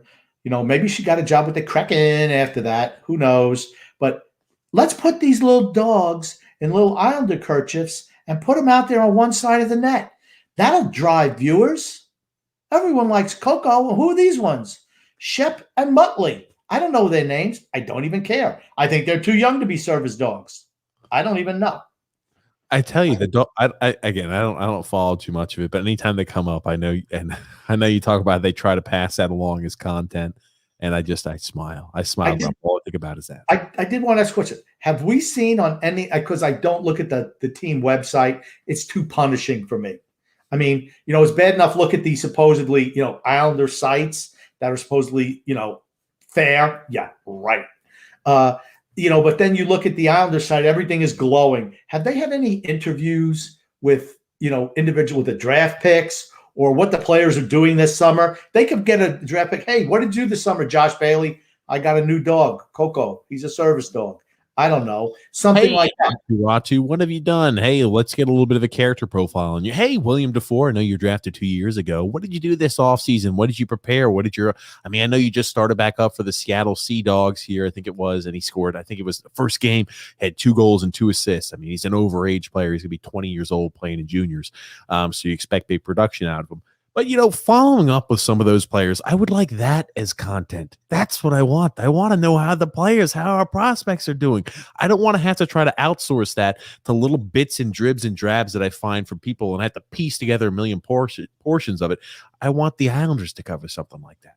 And here's the thing, right? You would say, okay, those are puff pieces. When you look in the dictionary under puff piece, even in the new dictionary, new term to puff piece, you show pictures of Shep, Muttley, and Coco, and Johnny the St. Bernard dog. That's the definition of puff piece. It's an Islander, New York Islander professional, National Hockey League professional team organization.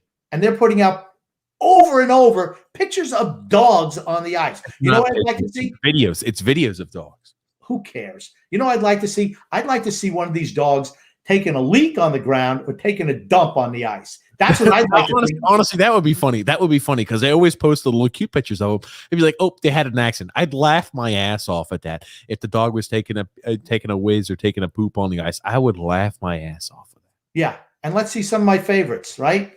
Have the dog urinate, going to melt the ice. He skates into it. Boom. Takes a header into the boards. Josh Bailey out for the year. Simon Holmstrom out for the year. That's what I'd like to see. Toby O'Connor said, I was at the game, Al's 1500th game coached. Yeah, that was back when they brought him back for that one game when Teddy Nolan was coach, and it was wonderful. I mean, I remember Al Arbor saying he was so emotional on the bench, and you could see the emotion in his face. I was not at the game, but I remember watching it on television, and it was just so nice that and like I said, the Islanders are a class organization, always have been, okay? And it was so nice for them to do that. I thought it was wonderful. Wonderful. Jay said, not to promote another podcast, but Ray Ferraro interviewed Steve Thomas, and they were great Al Arbor stories, hilarious airport story. So make sure you check that out. Ray Ferraro interviewed Steve Thomas, and that's where you're going to find some Al Arbor stories on the day 6 years after his passing. Yes, I don't know. I don't know what the name of the podcast is. Maybe it's called Chicken Parm. Why do you That's Ray Ferrara's Chicken Parm, right? Everybody calls him Chicken Parm. I did not know everybody called him Chicken Bar. Yeah. Jeremy said, talk more shit about the Islanders Inquirer. We already covered a lot of the articles they did today. I mean, it was some silly stuff. Hey, they're so easy, honestly. Here's the thing I love about their articles. I don't know how they get paid, maybe by the letter. They get paid by the word. Okay. You get paid by the word, how many views you get on it, items like that. They get paid by words. But they put this bold headline out there, and then they talk about it, but they never really say anything. Matter of fact, I think what they're really doing is writing articles so their next career, they can write for political candidates, because they say a whole bunch of things and don't say anything. Just a bunch of words strung together. Oh, man. You read an article and you come into it and you don't gain any knowledge. You don't gain any additional insight on an opinion. You're just like, oh, this is the same shit I already know. It's like, honestly, it's like reading like soccer transfer news. Everything is just regurgitated over the same exact bit. And they're just like, oh, well, this could maybe happen. That could maybe happen. But they never actually give anything, any actual substance or sustenance where you could be like, oh, that's something I've learned now. No, see, for me, I look at it this way. I'll read their stuff and I'll say, these guys suck. That's all I say. They are abominable. They have an opinion besides whatever Chip, Lou, and Barry punch into the back of their soft skulls. And then, I saw one where they were talking about some type of play written about an Islander season. And it was about toxic masculinity of Islander fans, written by women. And I'm like, are you freaking kidding me? What a loser. That guy, first of all, he has no balls. That much I can guarantee you. And I'm like, you are pathetic. I have no idea what you're talking about right now, Grumpy. It was I don't even know what it is. It was on the site last week. I read it. I was appalled and embarrassed for him. He can't be married. And if he was, his wife carries his nuts and dick in her wallet. Not just his balls. The whole package is going in her pocketbook. Honestly, I tuned out when you were talking for the most part. I tuned right in the end where you got hyperbolic. Oh, man, Grumpy. Jesus. It's embarrassing. It was embarrassing to read, honestly. I don't know how he could have written it. They said the Islanders team had toxic masculinity on it. Something along those lines. Like I said, it was so written by women. It's a play written by women and directed by a woman. Really, you're going to tell me what a man should do? Please give me a break. Oh, goodness gracious. It's like me telling you what you should do with your body. I would never even dream of doing that. I would never dream of telling a woman what to do with her body. Don't tell me. Don't have some woman tell me how I should be a man. No, sorry. I don't want to hear it. Michael M. said, why injuries on players are so important to evaluate before making a decision. You'll never truly be 100% again after a major injury. Just how it works. I know from personal experience. True. That is true. You're never the same after you get an injury. True. JL said, your podcast is great, by the way. Thanks there, Jay. Thanks, Jay. You should have mentioned that in your first comment. There, if you pumped up somebody else's there. Thanks a lot. No. Thank you. Appreciate it.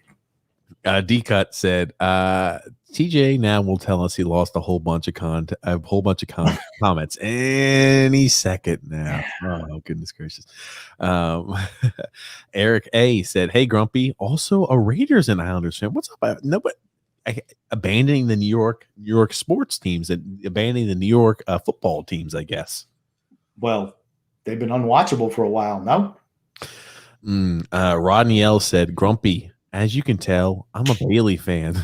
I guess if you juggle the lines, as you suggest, it would be a decent transition and hopefully upgrade sniper-wise. Well, Rodney, that's a very lucid comment, and I'll agree with that. Is that why? And he's agreeing with you, Grumpy? Is that why it's a lucid comment? Well, nobody made a valid point, and he did agree with me. And you know what? The fact that he's a Bailey, everywhere you can be a Bailey fan if you want. There are actually a couple of them. D-Cut saying, Grumpy, TJ's playing favorites again with the comments tonight. No, I'm not shocked. He said TJ's anti-Isles misery. I don't know how this is coming about. But Alexander's saying, LOL, nice one, Grump. All love Grumpy going back and forth with you guys. You're awesome. And then Robin Stewart said, what have the Panthers done? Nothing. Not true. They went out and they got they've got Bennett? Okay, I'm sorry. Bennett? They traded for Sam Bennett last year, and then they went and re-signed him back. They re-signed back. They changed for Sam Reinhart. I'm sorry. Yeah, I think they signed Reinhart or something. They made a deal. They've improved their team. Bill Zito's done a nice job there in Florida. No doubt about it. Didn't they bring in Joe Thornton as well? Yeah. Okay, that's not an upgrade. I'm sorry. It'd be like, okay, here's the thing. I'm going to be consistent like I always am. It'd be like bringing in Joe Thornton here. He's what, 40 years old? No. Sorry. Well, hey, he does add a little bit more of the playoff, a little bit more of the experience to it. I mean, he ain't never won anything. He's never won anything. But he's been on the cusp. You can teach him not how to lose. Yeah, yeah, that's right. He's never won anything. That is true. He can't do it anymore. I mean, Joe Thornton was good in his day. Not anymore. The Reinhart and the Bennett, that's what makes a team better, not Joe Thornton. I wish I could draw a comparison for anybody the Islanders would bring in compared to all the ham and eggers that they signed, because then I could say, hey, bringing in X and Y is way better than bringing in Leo Komarov, $6 million man, Zach Breese, F-, any of those guys. But I can't because we never bring anybody in who's worth anything. And then Alexander saying, shout out to Isles Misery. We shout out the times every time. I feel like we do. I think we're fair and honest. I read through all the comments. I try to, at least. William C said, the only positive about keeping the same roster is chemistry. Look at the 80s Islanders. They are more talented than this current Islanders team, but they kept their core together and they won cups. Here is the difference. Here's the difference. When those guys weren't winning, they were 23, 24, and 25 years old. That's the difference. They weren't 30, 31, 40, 39. No, they were young. You were young. And that's why they were able to grow into that role. That is the difference. Besides, they were vastly more talented. They were young, and the team continued to grow after they won that first Stanley Cup. This team is not going to grow anymore. Maybe just hair on their backs, but that's about it. Oh man. Alexander said, you know what drives me insane? Yes, Barry doesn't like to play the young guys, but rather he play that jag Michael Del Cole over Kiefer Bellows. Yeah, I don't know. It defies logic and description, honestly. Oh man. I'll tell you. And then Jerry Springer says, how does it feel that we drafted Michael Nobody Del Cole over William Nylander and David Pastrnak back in 2014, boys? Now, in his defense, and that's going to be Garth Snow, Michael Del Cole, everyone said that was a 4-player draft. And of course, the Islanders were picking 5th because, well, we're the Islanders. And Michael Del Cole was acknowledged generally as the 5th prospect. What did he have? It's certainly not skating ability. He potted some goals. Okay. William Nylander was way more talented. Pastrnak was later in the draft. So, but I mean, I hate to defend Garth Snow, but he was the consensus 5th pick. But everyone said it was a 4-player draft. It's unfortunate, isn't it? Oh man. He did put up points. I mean, Nylander went 8th. And again, he was playing in the Swedish Elite League, but man, oh man. Ugh, yeah. One of those ones you look back at, everything you look back at, many years on, hindsight's always 20/20. You also had Nikolai Ehlers in that draft too, but yeah. Oh yeah. You think about that 2014 draft class. There are so many talented players in that draft class, and you think to yourself, "Oh, we had a high pick, and we had 2 first-round picks, and we had Michael Del Cole and Josh Hosang." Yeah, and we got nobody. There are a lot of good players, we got none of them. Oh man. Moving right along, Sal P said Shep and Muttley, hilarious. Muttley had an extended run on the Wacky Racers. He was Dick Dastardly's sidekick and Penelope Pitstop. Okay, I did not know that was an actual reference. I thought you just came up with those names on the spot. Shep and Mutt. Muttley, I call a lot of people Mutt Boys or Muttley. That's just a name. But Muttley was actually a cat. Now, Shep was just, that's just a dog's name. And Muttley was on the Wacky Racers. He'd go, he would do, that would be his little laugh. Dick Dastardly would do something. He'd go, he didn't talk, but he just had that laugh. And he had like a little underbite. That's what he did. And they used to wear they were racers, car racers every week. It was kind of a cool show. I enjoyed it. And Paul Lynde played some bad guy who was pretending to be a good guy. And he was trying to kill Penelope Pitstop or steal her and do who knows what to her. Cartoon tunes back in the 70s, they were great. And then, they were good. I tell you, it was always the same though. Those little racing, that little race that was. I've seen it a time or two before. Jerry Springer said below average Voldemort, Terra Shoulder, useless Invisible Bailey, Croc F-, 37-year-old can't skate anymore Parise, overpaid Pajot, and popcorn in the stands Wallstrom, the $6 million man, and then you got down to Casey and Clutter. I love it. That's good. The names. Oh my goodness. The names. Jerry B also saying, hey, TJ Grumpy, did you know that Casey Suzikis got arrested for manslaughter as a teen because of a lacrosse accident, but the family decided not to press charges? Yes, I did. I did know that. Yes. What? Really? Yes. Yep. That is news to me. Yep. Fair enough. I guess I'm going to have to do some looking up there. I have no Maybe you should try to do a little bit of research for our podcast. Know something about the players on our team. Give that a shot. He's only been on our team for 10 years. I didn't know that happened, though. I don't know what to tell you. That's why he dropped in the draft, too. There were questions about him. Real? Oh, wow. Fair enough. TJ, give Grumpy a break. You're committing elder abuse. Oh, it's true. Thank you, Jerry. Al's and Brian B saying Al's misery always representing. Oh yeah, because your hatred of that organization, you continually shill for certain characters and certain groups, and you leave out my boys and Al's misery. It's very noticeable. Very noticeable. And then Jerry B said, I disagree. We have a lot of underrated players. I don't. I think most of our guys are overrated. D-Cut said, fact, no Facebook group supports TJ and Grapple Man more than Al's misery do. No, none of the regulars are in our group. No of the regulars are in our group. We give it there. Jan M saying, hey guys, love the show. It's been a while since my last post. Just wanted to add something for all of us fans to think about. Is this season a bust? Who is it? If this season's a bust, who is accountable for it? Lou.